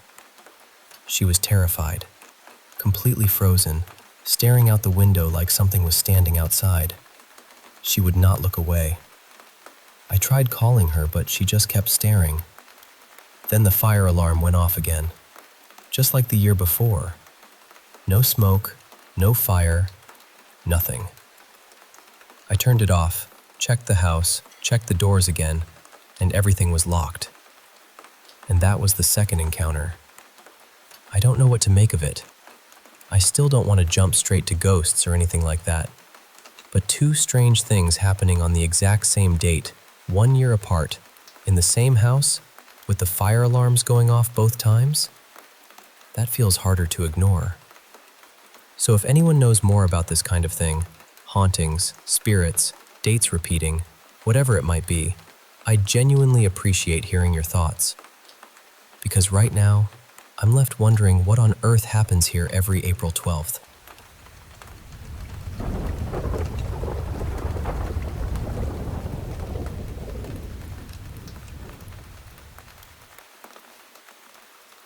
I was only 3 years old the first time it happened. It was a bright, moon-washed night in the middle of summer, and I remember seeing my uncle standing near the upstairs balcony, talking to me as if everything was normal. It felt real. Not dreamlike, not blurry. Real. The next morning, I told my mother about it. That was when we found out he had passed away around that same time the night before. I was too little to understand what that meant back then, but somehow, that memory stayed with me. It never faded the way childhood memories usually do. As I got older, something else started happening. I began having a very specific kind of nightmare. The strange thing is, it is not always clear or visual. Sometimes I do not see a face. Sometimes I wake up and the details disappear almost instantly. But the feeling is always there. It feels like death. Not just fear, not just sadness. It is this heavy, bitter, awful feeling, like someone close to me has died, and when I wake up, I feel completely shaken. Even when nothing happens afterward, the fear stays in my body for days, sometimes even weeks. There have been false alarms, I know that. But between the time I was about 11 and my late 20s, There were several times when I had that exact kind of dream, and then, within a few days, I heard that someone had died. When I was a teenager, I had the dream once, and the very next day one of our neighbors passed away. I tried to push it out of my mind after that. I told myself it was nothing, just a coincidence, just a bad dream. Then, when I was 16, it happened again. I had the same kind of dream, and for the next few days, I was tense and alert, waiting for bad news. But nothing happened. So I started to relax. About 2 months later, I had the dream again. I know it was the same one because I wrote it down in my diary at the time. My grandfather died within 2 days. That one broke something in me. Logically, I know I did not cause it. I know that. But emotionally, I felt responsible somehow, like I had been warned and had done nothing. I stopped eating properly. I stopped going out. I barely spoke to anyone. I was just stuck in shock. There were other incidents over the years, but later in life, something happened that disturbed me even more. I have some aunts on one side of the family whom I mostly knew when I was younger. After that, I spent a lot of time away in hostels, and we lived far from them, so contact became limited to the occasional phone call. At some point, I realized I could not even clearly remember all their faces anymore. Then one night, I had that nightmare again. This time, I clearly remembered that it involved a woman dying. I woke up in extreme distress beside my boyfriend, and he could see how shaken I was. I told him, "It feels like someone has died." He held me and tried to comfort me. He said it was probably just a nightmare. 2 days later, we got the news that one of my aunts had died. I completely fell apart. My sleep became disturbed again. My mother was crying. All the guilt came rushing back, that horrible feeling that somehow I had known before it happened. I was so upset that I could not even bring myself to call their family and offer comfort. Then, within a month, I had the same dream again. This time, I remembered the woman's face clearly. It looked exactly like the aunt who had died the month before. So I told myself it must be grief. It had to be anxiety. Maybe my mind was replaying her image because she had already passed. But then another aunt suddenly had a stroke and was hospitalized because of a brain aneurysm. She went into a coma. While I was talking to my mother and trying to comfort her, I found out something I had not fully understood before. This aunt was the twin sister of the aunt who had died the month before from cardiac arrest. That detail made everything feel unreal, like the floor had tilted beneath me. Even recently, I had another nightmare where I was in a hospital and there were too many relatives gathered there. The next morning, I woke up to the news that my boyfriend's father had suffered a heart attack. Thankfully, he is okay now, but the fear came back immediately. What makes this so hard is that I am not someone who naturally reaches for supernatural explanations. I have a science degree. I work in a scientific field. My mind always tries to find patterns, causes, explanations, something rational to hold on to. But with this, I honestly do not know what to do anymore. Sometimes I feel like I am losing my grip. I have never felt comfortable telling people about this because I know how it sounds. Some people would laugh. Some would dismiss it. Some would say I am connecting unrelated events because I am scared. And maybe I am. I really do not know. But this has happened enough times, over enough years, that it has left me deeply frightened. The worst part is, I do not want this.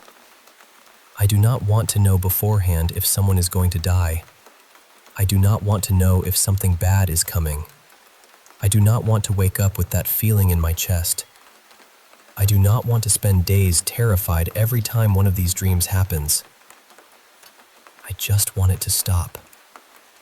So I am asking honestly, Has anyone else ever had dreams, visions, or a strong sense of death before finding out that someone really had died? Especially more than once over many years. And if you have, how did you make sense of it?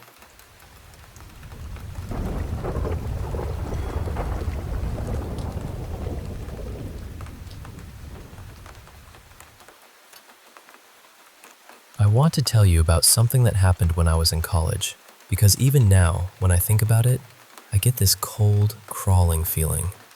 My boyfriend at the time, Carter, had a grandfather who died by suicide. Before he passed, he left a note addressed to his children. In it, he said that his wife, Carter's grandmother, was the reason he had done it.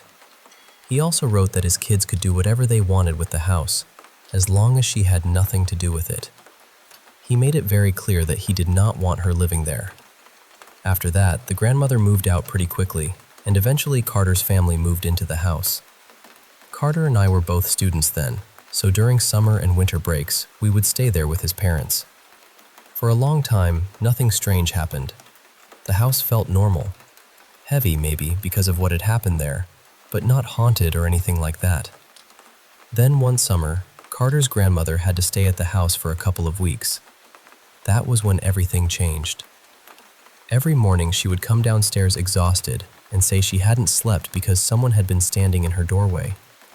Other nights, she said the lights kept turning on by themselves and staying on until she got up to turn them off.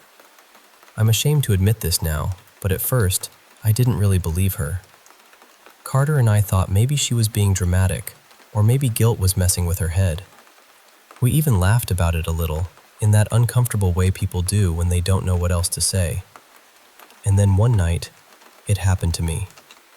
Carter and I were sleeping in a little guest cabin behind the house, maybe 30 feet away. It didn't have a bathroom, so if we needed to go, we had to walk back into the main house. Sometime around 1:30 in the morning, I woke up and went inside to use the bathroom. The moment I stepped in, I froze. Every light downstairs was on. Not one lamp, not a hallway light. All of them. The kitchen, the living room, the entryway, the little side room near the stairs. Everything was glowing like somebody had flipped the whole house awake. The only person sleeping downstairs was Carter's grandmother, and as far as I knew, she was asleep. I tried to tell myself there had to be a normal explanation. Maybe Carter had gone in earlier and left them on by accident. So while I was in the bathroom, I texted him, "Did you leave all the lights on downstairs?" Then I came out, and every single light was off. I can't properly describe what that felt like. It was as if the house had blinked. One second, it was lit from end to end, and the next, it was pitch black and waiting. I hadn't heard footsteps. I hadn't heard switches clicking. I hadn't heard a door, a floorboard, anything. And in that house, you would hear someone moving around at night. You absolutely would. I ran. I don't think I have ever moved that fast in my life. I flew out of that house and back to the cabin, shaking so badly I could barely get the words out. I asked Carter two things. First, "Did you leave all the lights on downstairs?" He said no. Then I asked, "Did you go in and turn them off?" He said no again. That was the moment my stomach just dropped. The next morning, I asked his grandmother if she had turned the lights on around 1:30. She said no. I asked if she had turned them off. Again, no. Carter's mom and stepdad said they had been asleep the entire time. After that, I couldn't laugh at the grandmother's stories anymore. While she stayed there, things kept happening, mostly at night. She said she saw a man standing in her doorway more than once. She said lights would turn on and stay on until she got out of bed to shut them off herself. And honestly, I believe her now. Carter's mom and I eventually started calling them his grandfather's little jokes, even though there was nothing funny about standing in that dark hallway after all the lights had gone out. His grandmother didn't even stay the full amount of time. She left early because she couldn't handle it anymore. I'm not saying I know for sure what happened. Part of me would still love a logical explanation, especially for how all those lights could turn on and then turn off again when they were in different rooms throughout the house. But whenever I start doubting whether anything exists after death, I think about that house. I think about Carter's grandfather. I think about those lights. And I remember exactly how it felt to run through the dark, knowing I had just walked into something I was never supposed to understand.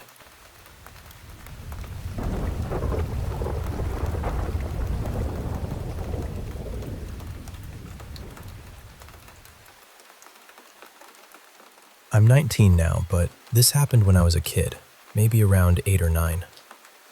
Back then, I had a really short temper. I mean, I could get angry so fast, and for years I never understood why. Looking back now, part of me honestly wonders if it had something to do with the room I slept in, because after I moved out of that room, I rarely felt that kind of rage again. One day, I got into a really bad argument with my parents. I don't even remember what it was about anymore, but I remember running into my room, throwing myself onto my bed, and just sobbing. I was angry and hurt and overwhelmed, and I remember saying something like, "I wish I wasn't here right now." Then this strange thought came into my head. I don't know where it came from, but I said out loud that I'd give away part of my soul, only if I could still have control whenever I wanted it. I know that sounds ridiculous now. I was a child, and I'd already seen too much weird stuff online. But the moment I said it, everything inside me went quiet. The anger disappeared. The crying stopped. It was like someone had turned the volume down on the whole room. I just lay there staring at the ceiling, feeling this strange, heavy calm. Then something made me look toward my closet. The door was open, and inside I saw 2 deep red eyes staring right at me. The second I saw them, my vision started going dark around the edges, slowly closing in from the sides. My whole body filled with this awful feeling, like dread had stepped into the room and was standing over me. My heart was pounding so loudly that I could hear it in my ears, but I couldn't move. Then, out of nowhere, this crushing tiredness hit me. I hadn't been tired before, not at all. But suddenly, it felt like my body was shutting down. I lay back, and it was like I was slipping away. I don't remember everything clearly after that, but I do remember fighting for whatever little control I still felt I had. I started saying the Our Father prayer as fast as I could. And as soon as I began reciting it, I felt something lift. Not all at once, slowly, like a weight was being pulled off my chest. So I kept saying it, over and over again, until that dark, heavy feeling faded, and I finally fell asleep. When I woke up, the room felt different. Not exactly bad, just strange, unreal. Like waking up from a long nap in the middle of the day, when the light feels wrong and everything around you seems a little disconnected. Not long after that, my older brother Mason moved out of his room, and I took it almost immediately. My old room stayed empty for a while until my grandmother moved in. As far as I know, she never experienced anything in there, but she's very religious in her own way. She keeps crosses around the room, has a picture of Jesus, and always has a Virgin Mary candle on her desk. So maybe that made a difference. I don't know. I've never experienced anything like that again, but I do still feel like I'm sensitive to certain things. And I do believe there's something in our house. It isn't like what I saw that night, though. This one is more like a shadow figure. Everyone in the house has seen it at some point, but none of us really talk about it much. Things get knocked over sometimes, or we hear little noises when nobody's there. But it doesn't bother us or the animals, so we just leave it alone. I also remember something else now. When I was younger and had friends sleep over in that room, more than one of them told me they saw something standing in the corner. At the time, I thought they were just trying to scare me, so I ignored it. But that was before the night with the red eyes. So now when I think back on it, I'm not so sure they were joking.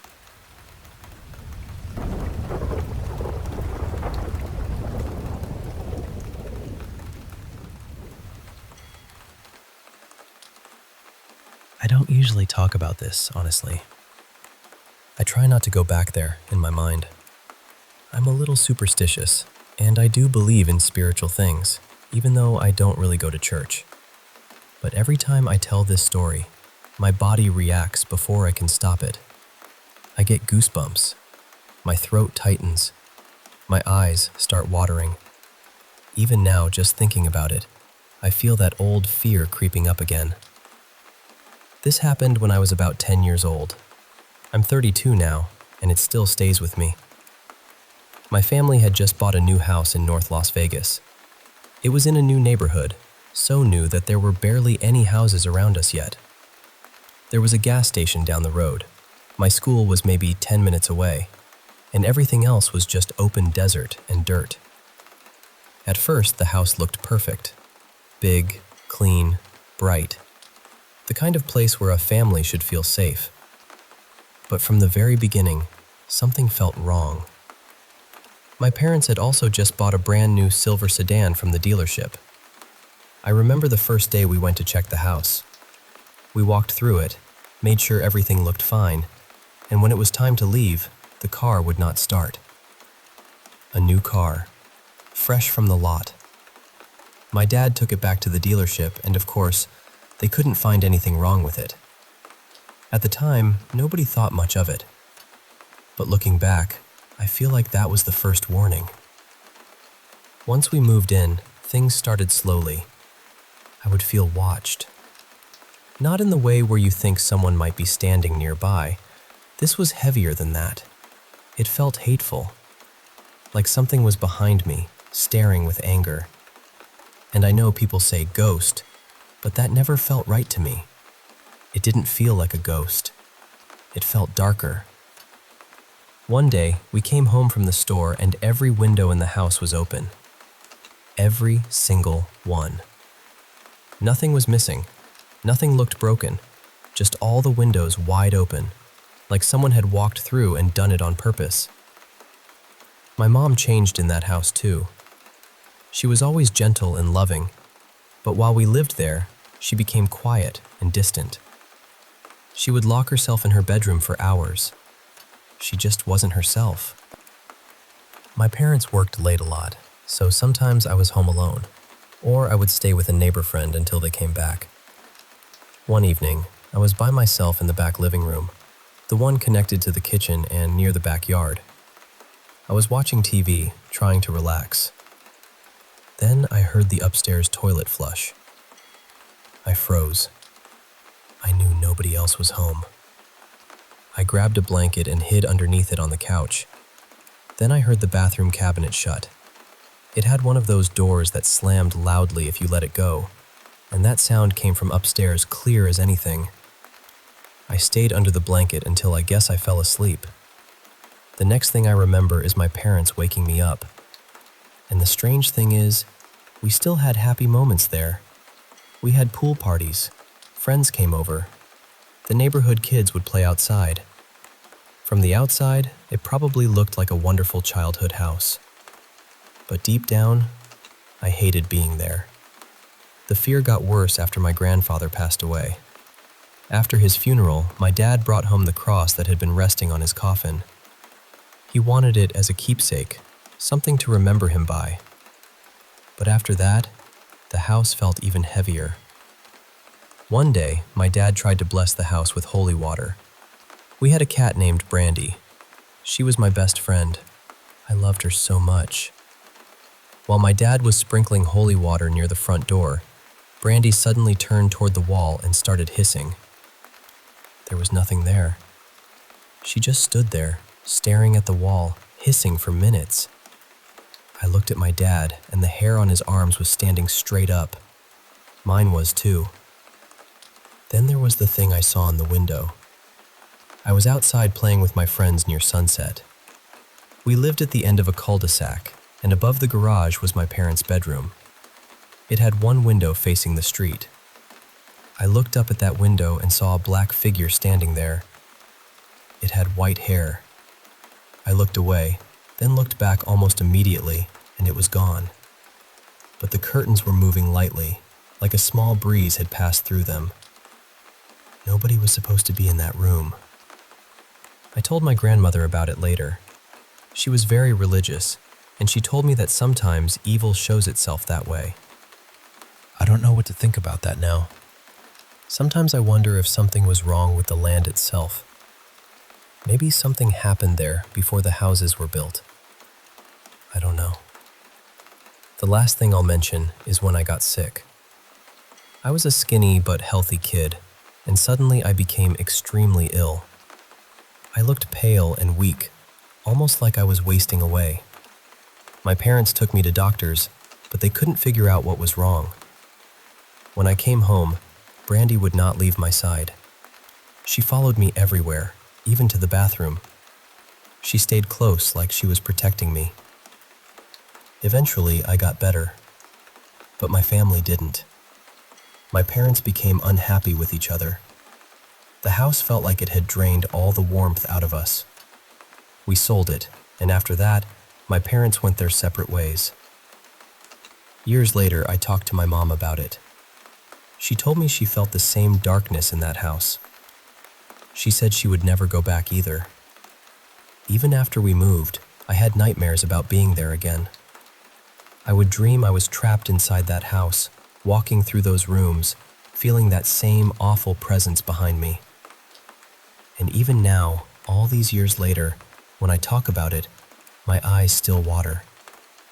My body still remembers.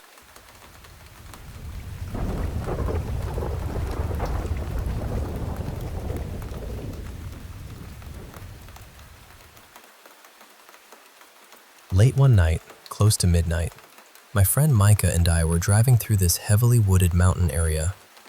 We weren't going anywhere specific. We were just wandering, looking for unfamiliar back roads, the kind that feel a little hidden from the rest of the world. Eventually, we found one that looked perfect. Thick trees pressing in on both sides, no painted centerline, no houses nearby, just this narrow road climbing up into the dark.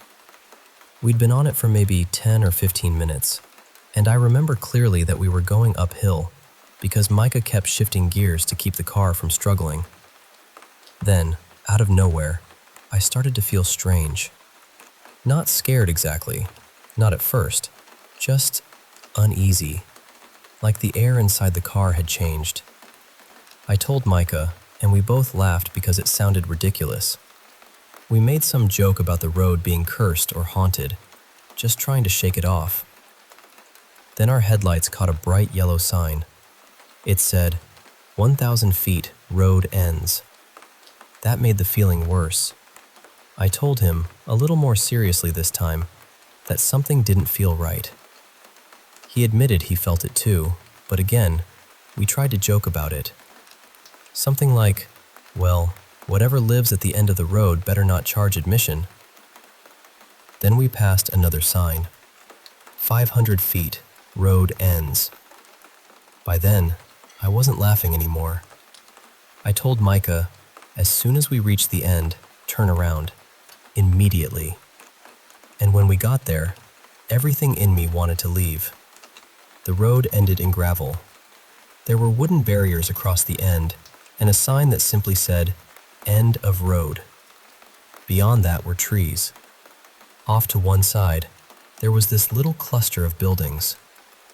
Micah turned the car around, and because I was in the passenger seat, I ended up facing the trees while the headlights swept across them.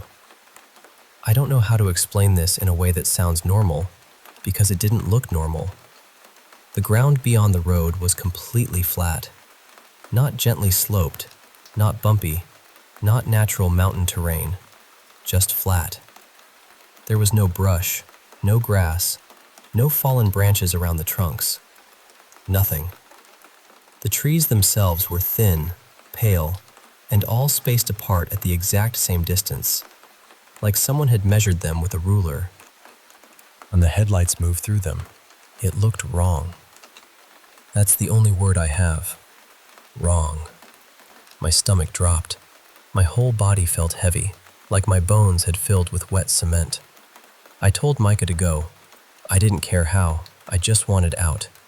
At the same time, he had seen the buildings on the other side.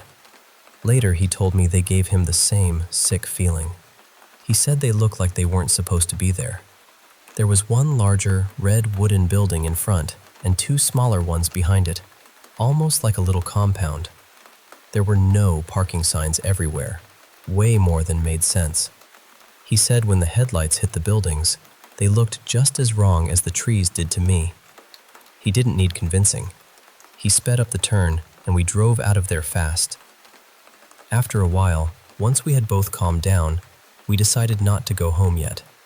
I know that sounds foolish, but we told ourselves we'd just gotten creeped out by a weird, dead-end road in the mountains.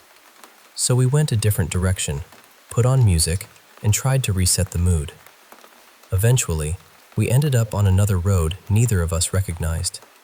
This one was sloping downward. After a few minutes, that feeling came back. I told Micah, "I feel like we're on that same road again." He immediately said that wasn't possible. And honestly, he had reasons. This road was going downhill, not uphill. There were warning signs for curves and a 20 miles per hour speed limit. We passed a small parking area with a blue pickup truck in it, and none of that had been on the first road. So I tried to believe him. Then we went around a bend, and the headlights hit another yellow sign. 1,000 feet road ends. We both panicked. This time, Micah didn't keep going. He turned around before we even got close to the next sign, though we could already see the 500 feet sign shining farther down the road. But as we drove back, we realized we were still going downhill. That made no sense. We had already been driving downhill before we turned around. We should have been going back up. Then we started recognizing things from the first road. A single orange streetlight. A particular house with a number Micah remembered because he'd pointed it out earlier. But the curve warning signs were gone. The blue truck was gone. The road had changed again, or we had, or something had folded over itself in a way roads are not supposed to do. We stopped talking much after that. We just drove home. Neither of us is especially superstitious. We're not the kind of people who jump to ghosts or portals or anything like that. But we both felt the same awful wrongness on that road before we'd even really discussed it. We both saw different parts of it and had the same reaction. I still don't know what happened that night. Maybe there's some ordinary explanation. Maybe there isn't. All I know is that road felt like it didn't want us there, and the second time we saw that sign, it felt like it had found us again.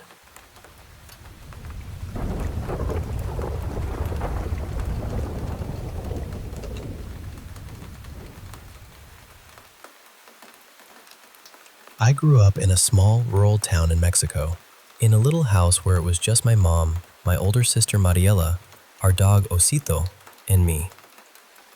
My dad was living in the United States at the time, working as hard as he could so he could send money back home and help us get by.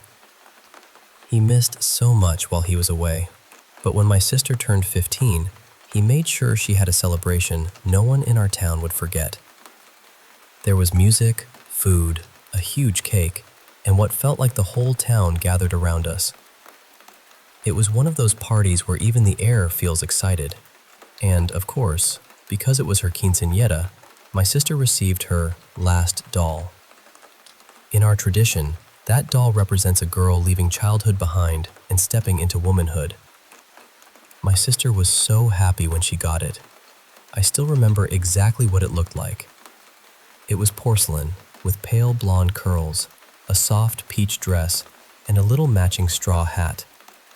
It was honestly beautiful. My sister and I shared a bedroom back then, and after the party was over, she brought the doll into our room and placed it beside her like it was something precious. I wanted so badly to touch it, but she wouldn't let me. Not even once.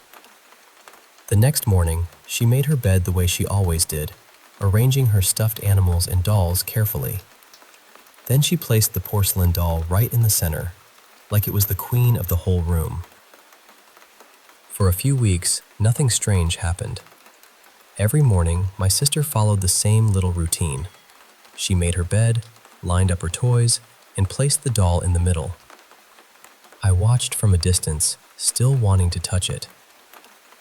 Then one day, when my sister was out of the house, I decided I was finally going to do it. I walked over to the bed and touched the doll's face. Her porcelain skin was cold and smooth.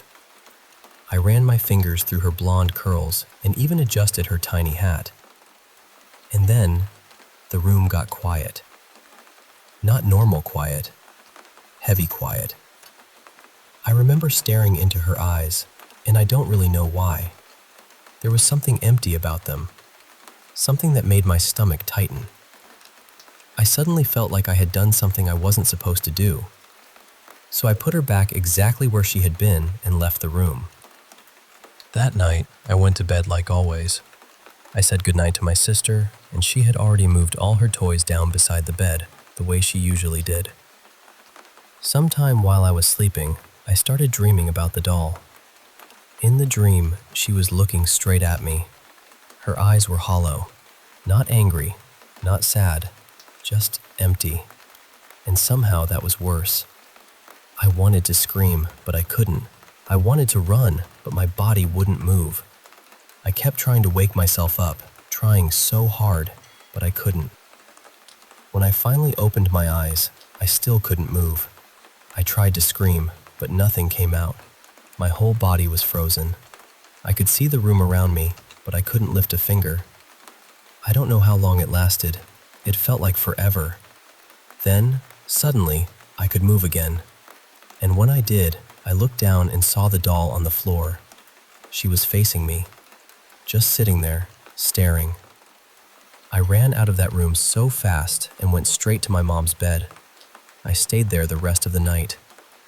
The next morning, I was terrified to go back into our room, but I did. When I walked in, my sister was arranging her toys again. Only this time, she didn't put the doll in the center of the bed.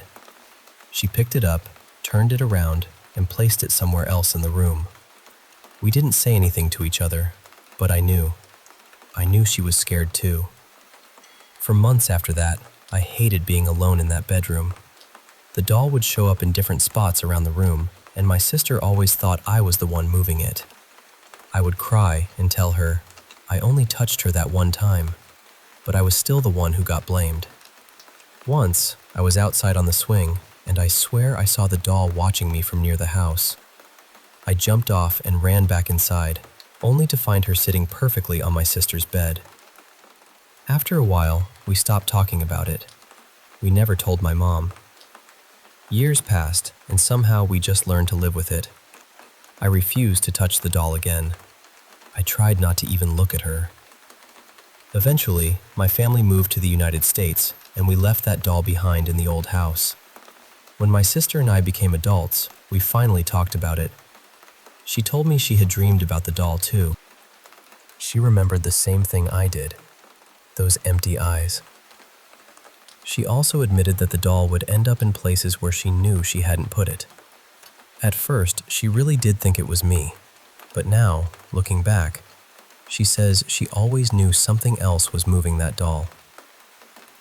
When we visit that old house now and stay in that room, we don't touch her. We turn her around and we leave her where she is, because that room feels like it belongs to her now. That is her space.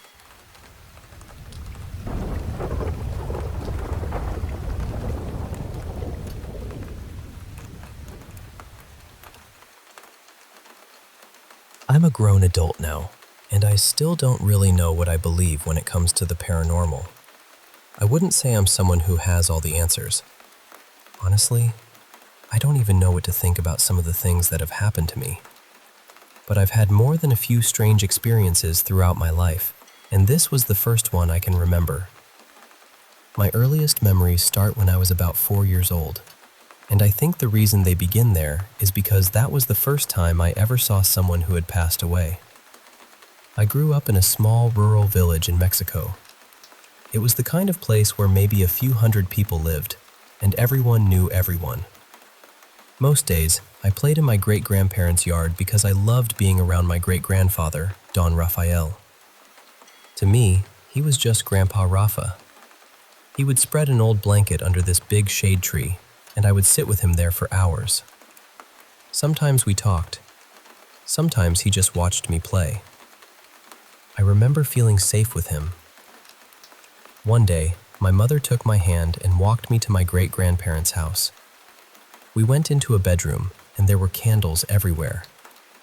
The room was quiet, but full of people whispering and watching. My great-grandfather was lying on the bed. I sat beside him and looked at him. I remember not being scared. I didn't understand what was happening. I didn't understand why everyone was so serious, or why they were looking at me the way they were. After that, life seemed to keep going, at least for me. I still went outside to the tree. I still talked to Grandpa Rafa there. One afternoon, I came running into the kitchen, so excited I could barely hold still. My mom was washing dishes, and I opened my hands in front of her. I told her, "Look, Grandpa gave me candy." There was candy in my palms, a lot of it. Bright little wrapped pieces, the kind children treasure like tiny jewels. My mother took one from my hand and smiled, but later she told me that smile was only for me. Inside, she felt something turn cold. The next day, I was heading outside again, and she asked me where I was going. I told her, "Grandpa is waiting for me under the tree." At first, my mother thought maybe he had come to say goodbye. She knew how close we were. She thought maybe, somehow, he was giving me comfort, or maybe I was giving him peace. But it didn't stop. For weeks, I kept going to that tree. I would lie there in the shade and talk as if someone was sitting right beside me. My mom tried to explain that he had died, but I would point and say, "No, he's there, look." That's when she started to worry. She said she began speaking out loud to him, telling him that if it was really him, he needed to move on and let me be. But nothing changed. Then she started to wonder if maybe it wasn't him at all. Eventually, she called a priest. He came to the house, blessed me, blessed the tree, and blessed the rooms. I don't know if that's what made it stop, but soon after, I stopped talking about Grandpa Rafa, and I wasn't allowed to go near that tree anymore. Years passed. When I was about 12, I went to the local market to buy sweets. As I got close, I saw an old man standing in line, leaning on a cane. He looked straight at me. I smiled at him. Then someone called my name, and I turned to see who it was. It was one of my friends. When I looked back, the old man was gone. Later that same day, I went to my great-grandmother's house, and there, in the corner, I saw the cane. The same cane. I touched it, and I just knew. I don't know how to explain that feeling, but I knew it belonged to the old man I had seen at the market. As an adult, my mother finally told me more about what happened back then. She said that when my great-grandfather was dying, he would ask for me. They would bring me to him, and I would play near his bed. She said that whenever I was there, he seemed to come back a little. Like seeing me helped him hold on. After he passed, she thought I was only grieving in my own childlike way. She thought I missed him. But then came the candy. She said there had been no candy in the house. No one had given it to me. And when I said Grandpa gave it to me, she played along because she didn't want to frighten me. But from that day on, she was afraid. She told me, "I started to feel like it wasn't your grandfather anymore. I was scared something else was using his face." Then she said something I've never forgotten. "I was worried it would take your soul." She said she tried talking to it. She tried yelling at it. She even cursed at it. But nothing changed until the priest came. So what was it? Was it really my great-grandfather, staying just long enough to say goodbye? Was it something darker, pretending to be him? Or was it simply the way a little child tried to understand death before she even knew what death meant? I don't have an answer, but every time I think about him, I remember that old man at the market, leaning on his cane, looking right at me. And I remember smiling at him, like some quiet part of me already knew who he was.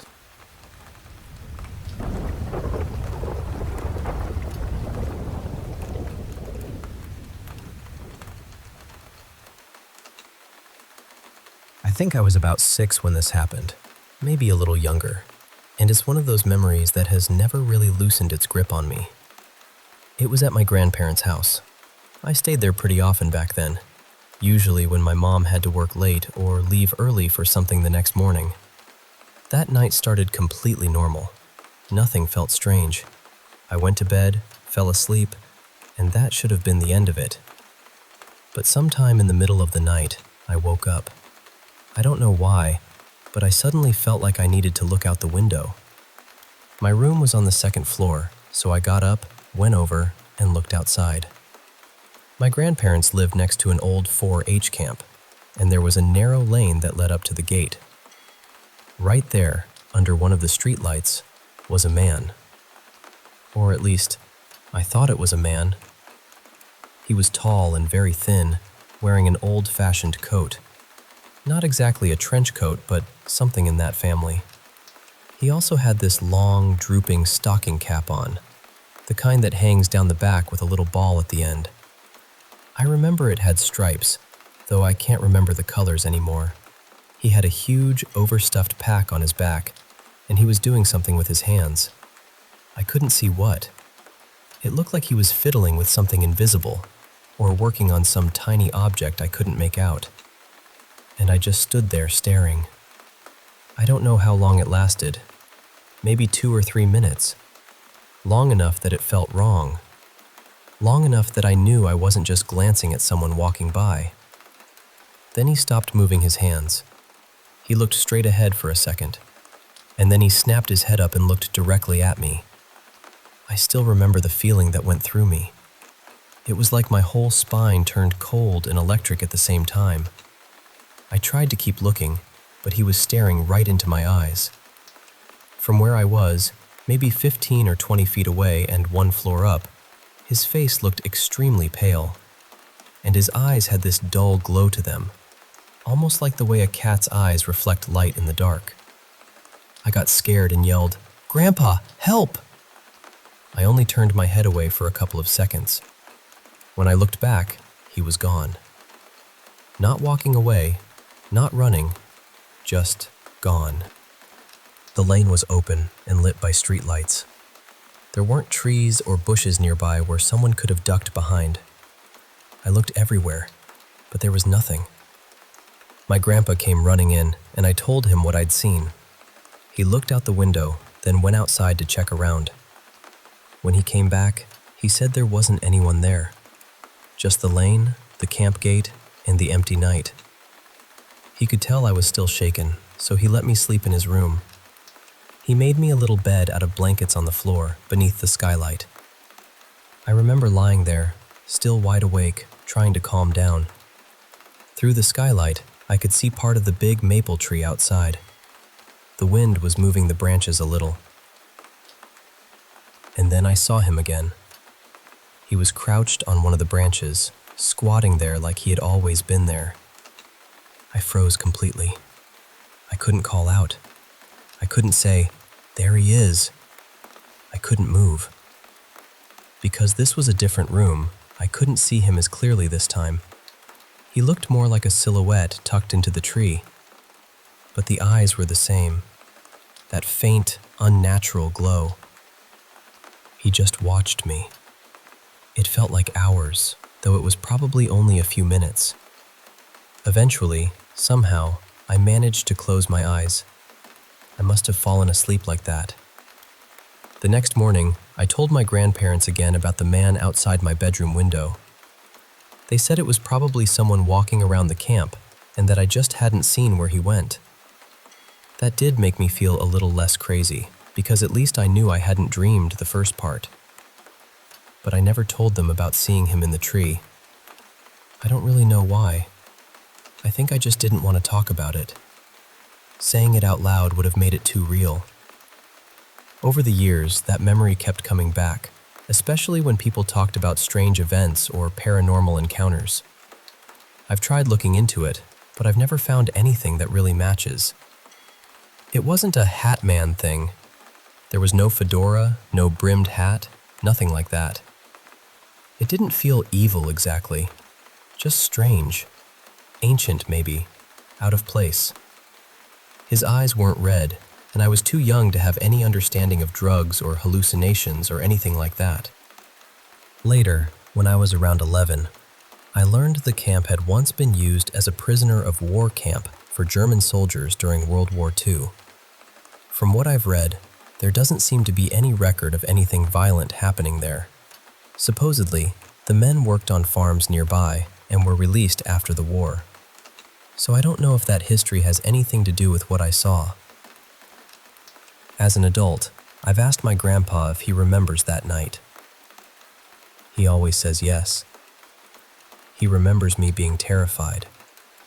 He remembers going outside to look, and he remembers not finding a single thing.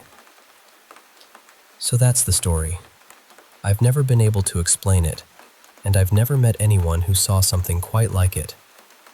But if anyone has had a similar experience or has any idea what it might have been, I'd really like to hear about it.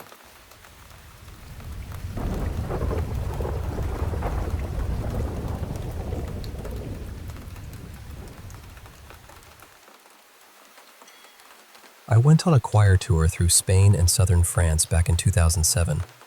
We began in Madrid and eventually made our way toward Toulouse and the Occitanie region. But the experience I still think about most happened in Lourdes, France. Even before we got there, while we were still in Spain, I kept having these strange moments of déjà vu. Not just little flickers either. They felt more like memories brushing up against me from somewhere I couldn't quite name.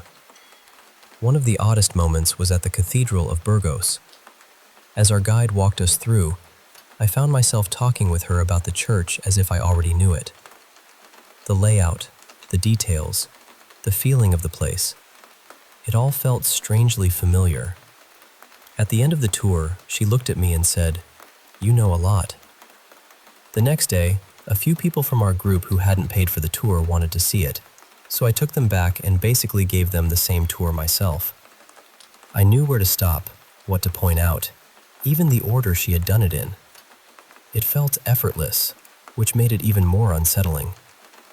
But the clearest paranormal experience of the trip happened later, in Lourdes. Lourdes is a small town in southwest France, best known for Saint Bernadette, a teenage shepherd girl who said she saw visions of the Virgin Mary in 1858. On our first day there, our guide mentioned that long before it became a Christian pilgrimage site, Lourdes had been a Roman outpost, and there had once been a temple connected to a water goddess. That detail stayed with me, because Lourdes is full of water imagery. Everywhere you turn, there's water. Holy water, bottles shaped like Mary, streams of pilgrims moving through the town, the baths where people go hoping for healing. It's as if the whole place is flowing. And people really do come there for healing. You see groups of sick pilgrims everywhere, many in wheelchairs, some on stretchers.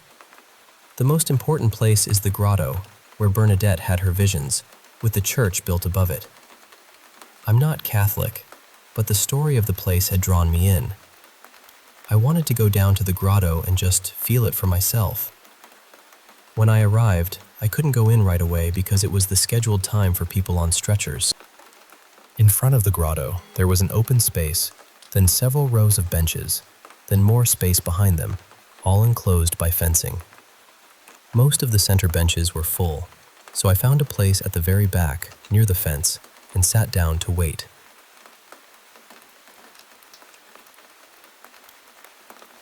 The moment I sat, I felt this buzzing. At first it was subtle, but then it grew stronger and stronger until it felt like it was moving through my whole body.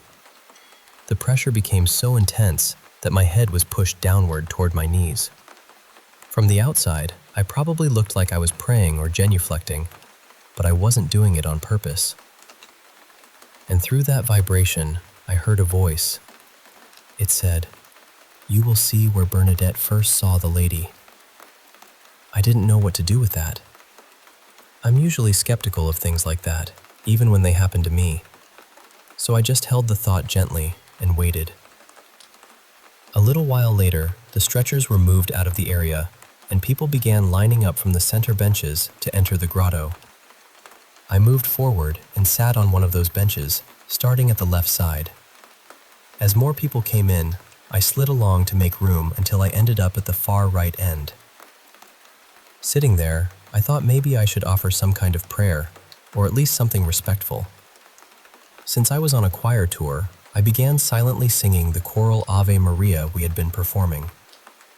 And as I did, the buzzing became overwhelming. Then I started to cry. Not loudly, just silently, with tears coming and coming. The people on the bench around me seemed to understand somehow. No one spoke to me. No one touched me. They simply sat there and gave me space in this incredibly tender, wordless way. When the crying finally passed, I knew I didn't need to go into the grotto. Whatever I had come there for, I had already received it. So I reached down to pick up my backpack. And that's when I saw it. There was a bronze plaque set into the ground right beneath where I had been sitting.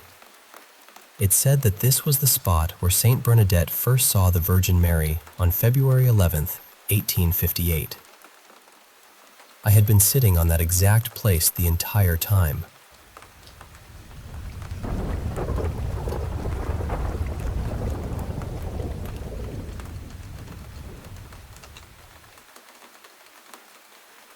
I've basically lived in the same house my whole life.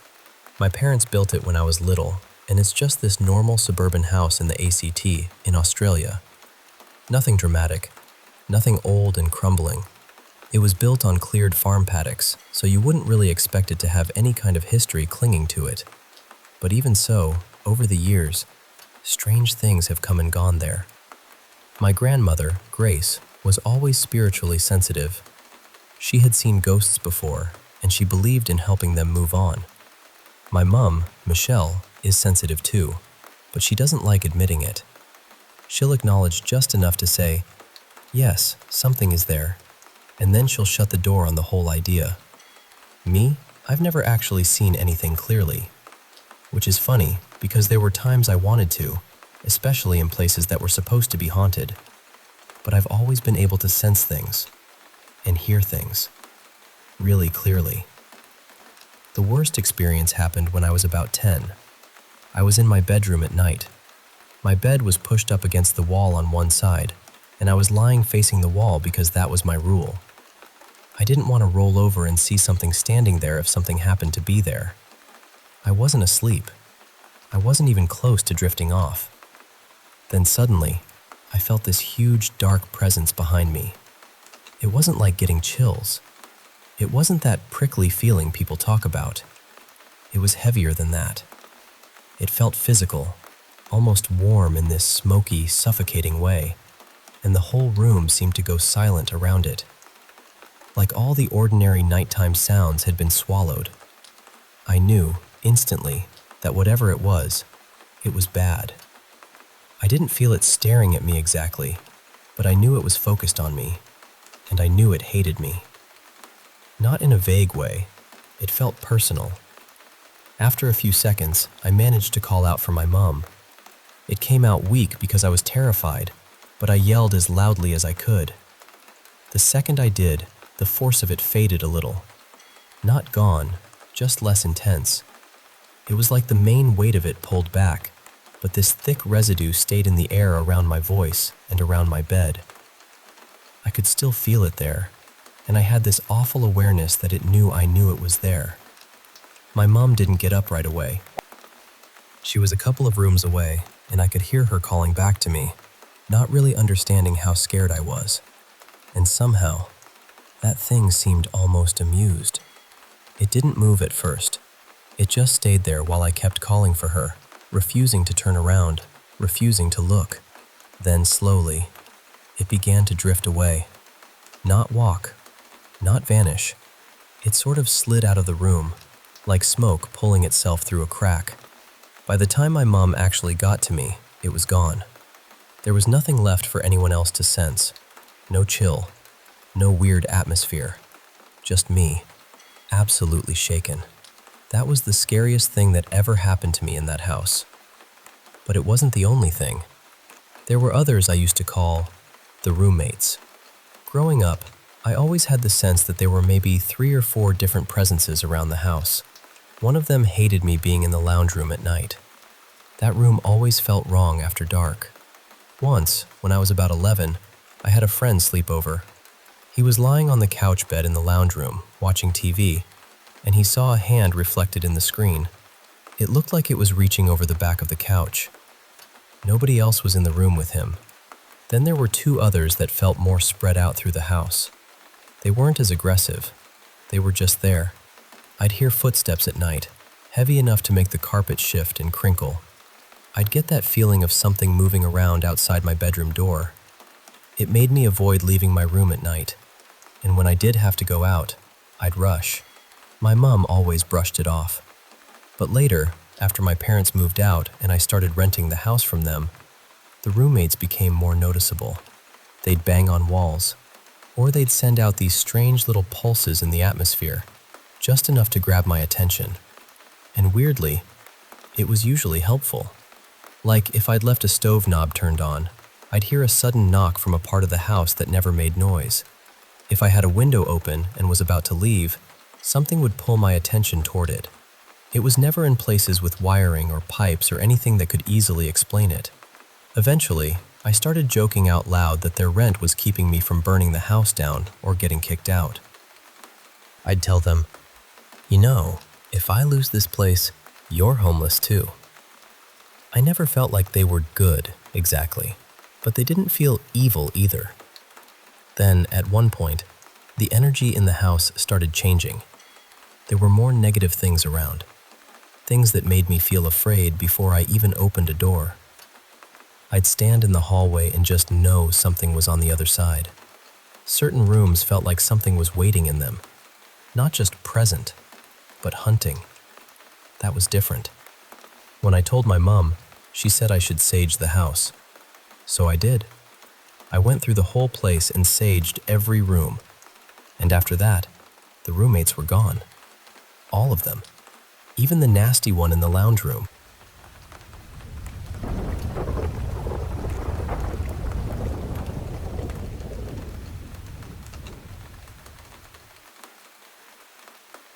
I spent a lot of my 20s being the person people called when they thought something in their house needed to be cleared out.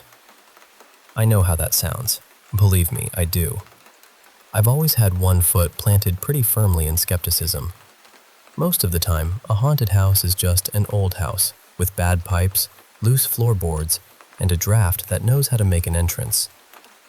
But I'd been involved with occult work and folk magic for most of my life, and word had gotten around that I didn't scare easily. Also, I didn't charge anyone, so I got invited into a lot of places where people were frightened, and I did my best to help. Most of it was ordinary. Some of it, though, some of it wasn't. I do believe there are things just outside the edge of what we can see. I don't think we catch glimpses of them often, but I think it happens. There was this spiritualist camp a few hours from where I lived, and I used to go there when I needed a little break from regular life. It had an old hotel that was advertised, very cheerfully, as haunted. But honestly, it never felt frightening to me. It felt small and warm and strange in a charming way, with this huge wraparound porch where you could sit with a book and hear every creak of the building breathing around you.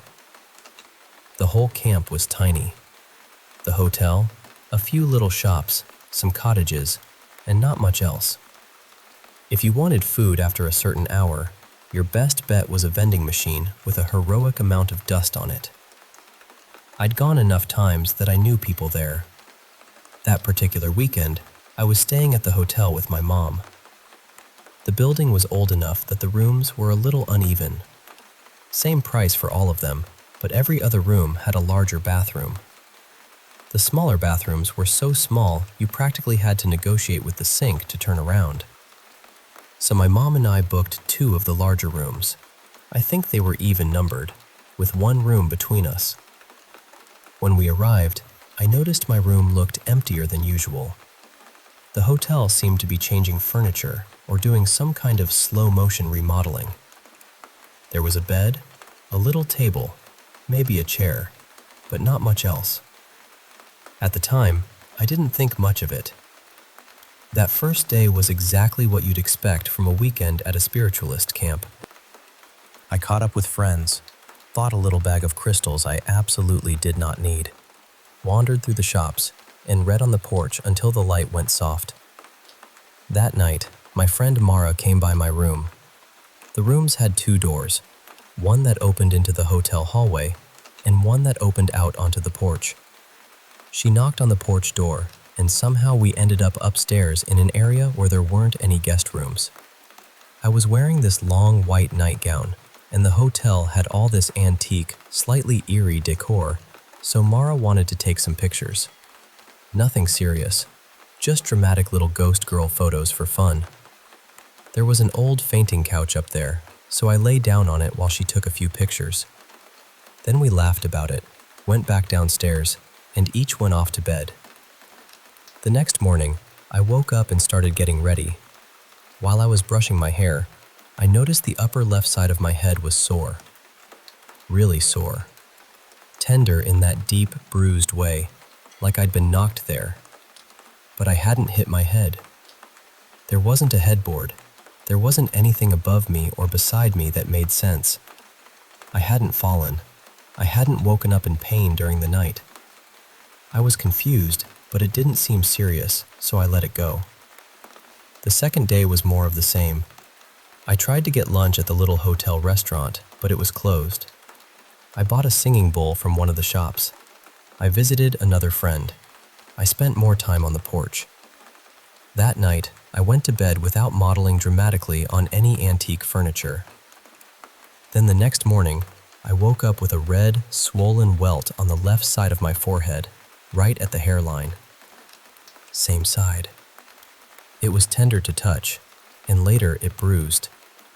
That's when I stopped being casual about it. I spent hours in that room trying to figure out how I could have done it to myself. I looked at the furniture. There wasn't much of it. I considered sleepwalking, even though I've never done that in my life. But even if I had, what would I have walked into? The doors were locked.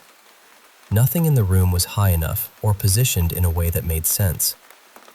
I sleep on my right side too, so the left side of my forehead, the side that had been hit twice, would have been exposed while I was asleep. I must have looked absolutely ridiculous. This woman in her 20s pacing around an almost empty hotel room, trying to reenact a head injury with no weapon, no furniture, and no suspect except the air itself. I came up with nothing. Before we checked out, I told the woman at the front desk what had happened. The front desk was inside the gift shop, surrounded by crystals, tarot decks, fairy statues, incense, and all the usual beautiful little witchy clutter. She just looked at me and said, "The hotel isn't haunted." And honestly, I still don't know whether that was the official answer she was supposed to give, or if she genuinely believed it, or if she'd said it 1,000 times and wanted no part of whatever I was describing. It was one of the strangest exchanges I've ever had. My mom and I were only booked for the weekend, so we checked out that morning. I stayed at that hotel again after that visit, and it never happened again. No bruises, no sore spots, nothing. Just those 2 mornings. I even mentioned it to my therapist later, expecting her to be the reasonable voice in the room. She listened quietly and then said, "Do you think it followed you home?" Which was not, I will tell you, the comforting clinical response I had been hoping for. I think the reason that weekend has stayed with me so strongly is because, In all the strange situations I've been in, I had never been physically touched in a way that left a mark. I'd heard things. I'd felt things. I'd seen things out of the corner of my eye that made the room feel suddenly too small. But this was different. This was contact. And I don't know what caused it. I still don't. But it changed the way I think about the unseen. Seeing something move in the dark is frightening, yes. Hearing footsteps when no one is there is frightening. But being asleep, completely vulnerable, and waking up marked by something you can't explain? That message landed very clearly. Whatever it was, it wanted me to know it could reach me.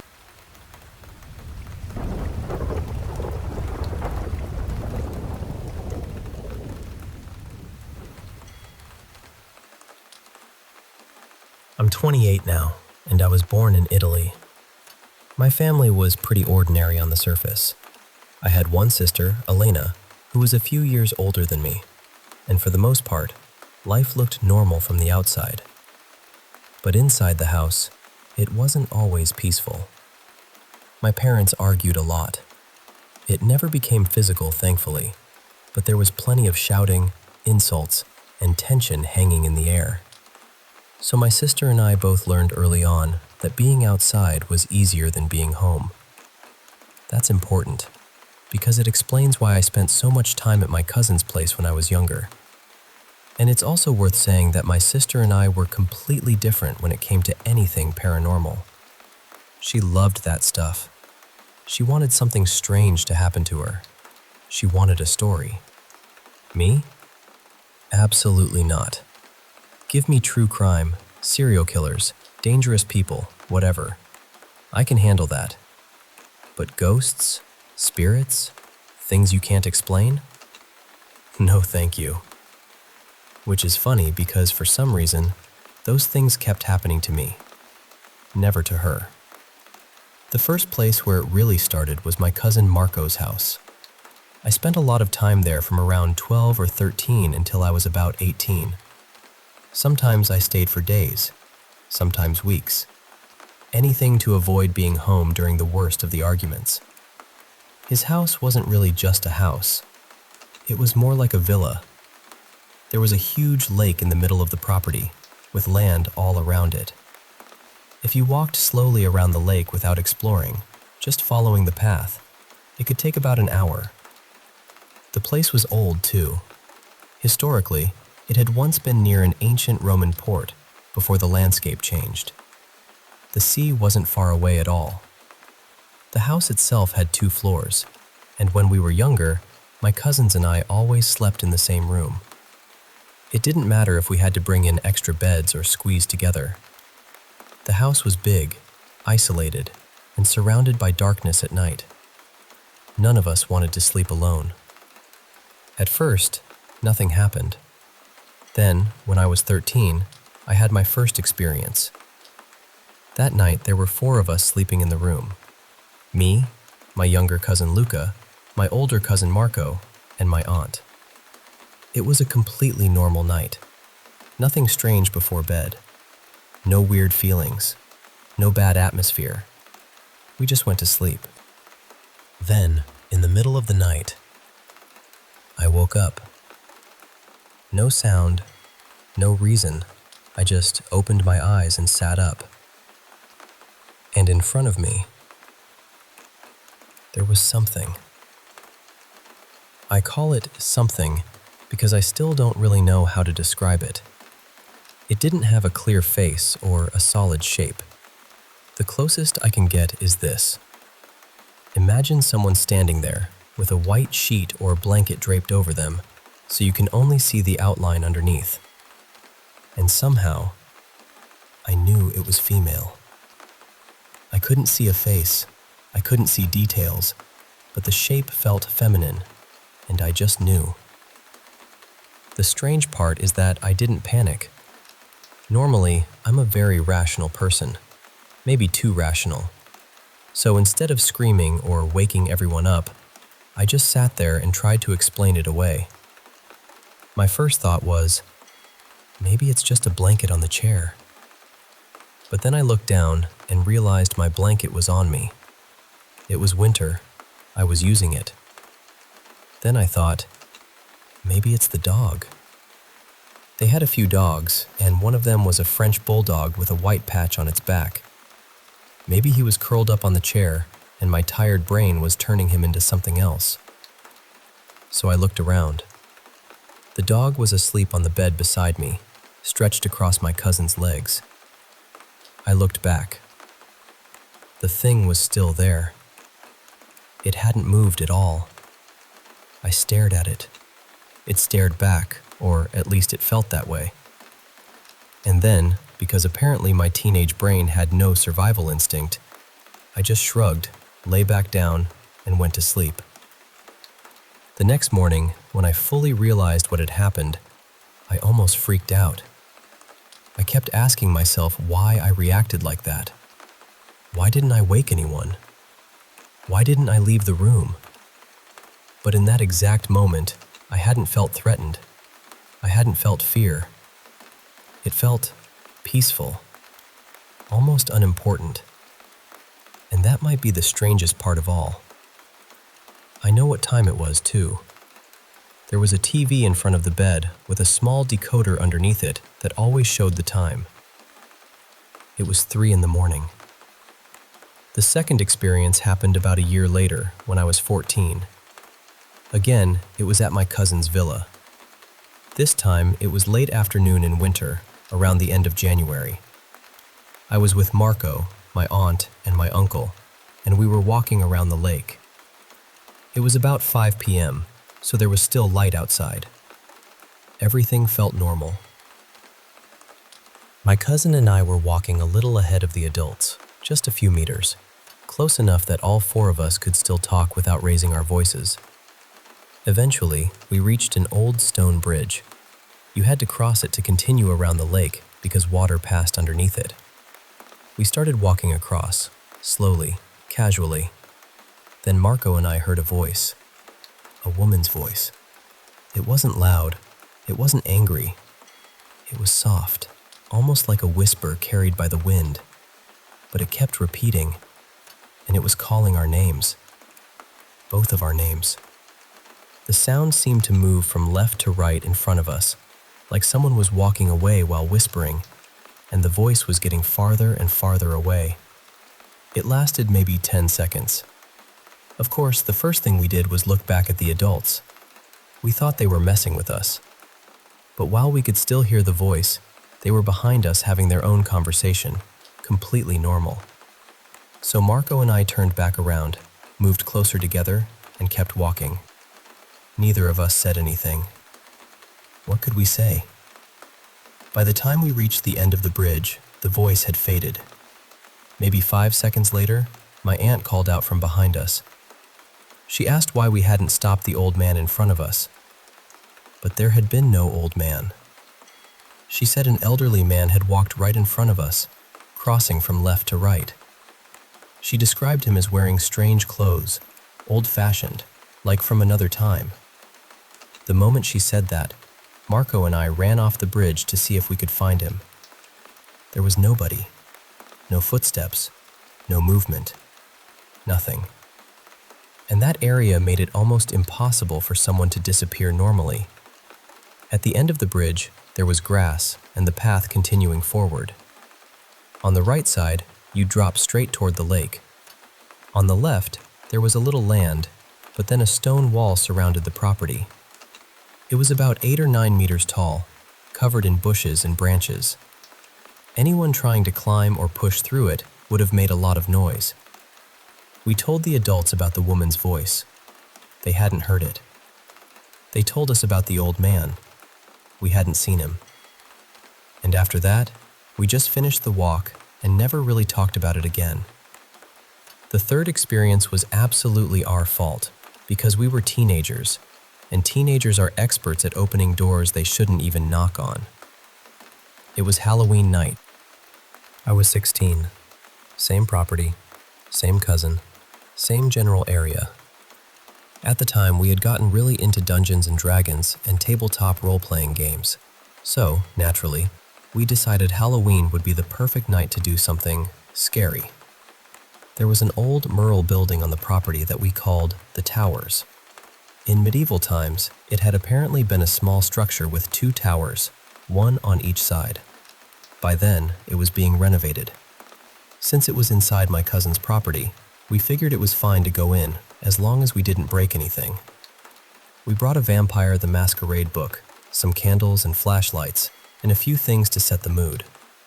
The plan was to play inside the old building. There were 4 of us: me, Marco, Luca, and a friend of ours named Davide. We left around 9 p.m. By the time we reached the building on foot, it was close to 11. The ground floor was unfinished. Concrete, dust, gravel everywhere. No doors or windows yet, just openings covered by those green construction nets workers use to block the view. Below the ground floor, there was a basement, about the same size as the main level. We didn't go down there. It was pitch black, flooded up to the ankles, and looked awful. We knew it was just where workers had been handling the old foundations, but still, no thank you. One tower was still standing on the right side. The left one had already been demolished. At some point, we split up. Marco and Luca went up the tower stairs. Davide and I stayed on the ground floor waiting for them. That's when things started going wrong. First, we heard something fall from the tower above. We assumed it was my cousins trying to scare us, so we laughed it off. We expected that. Then we saw something outside the building. A dark figure ran past one of the openings.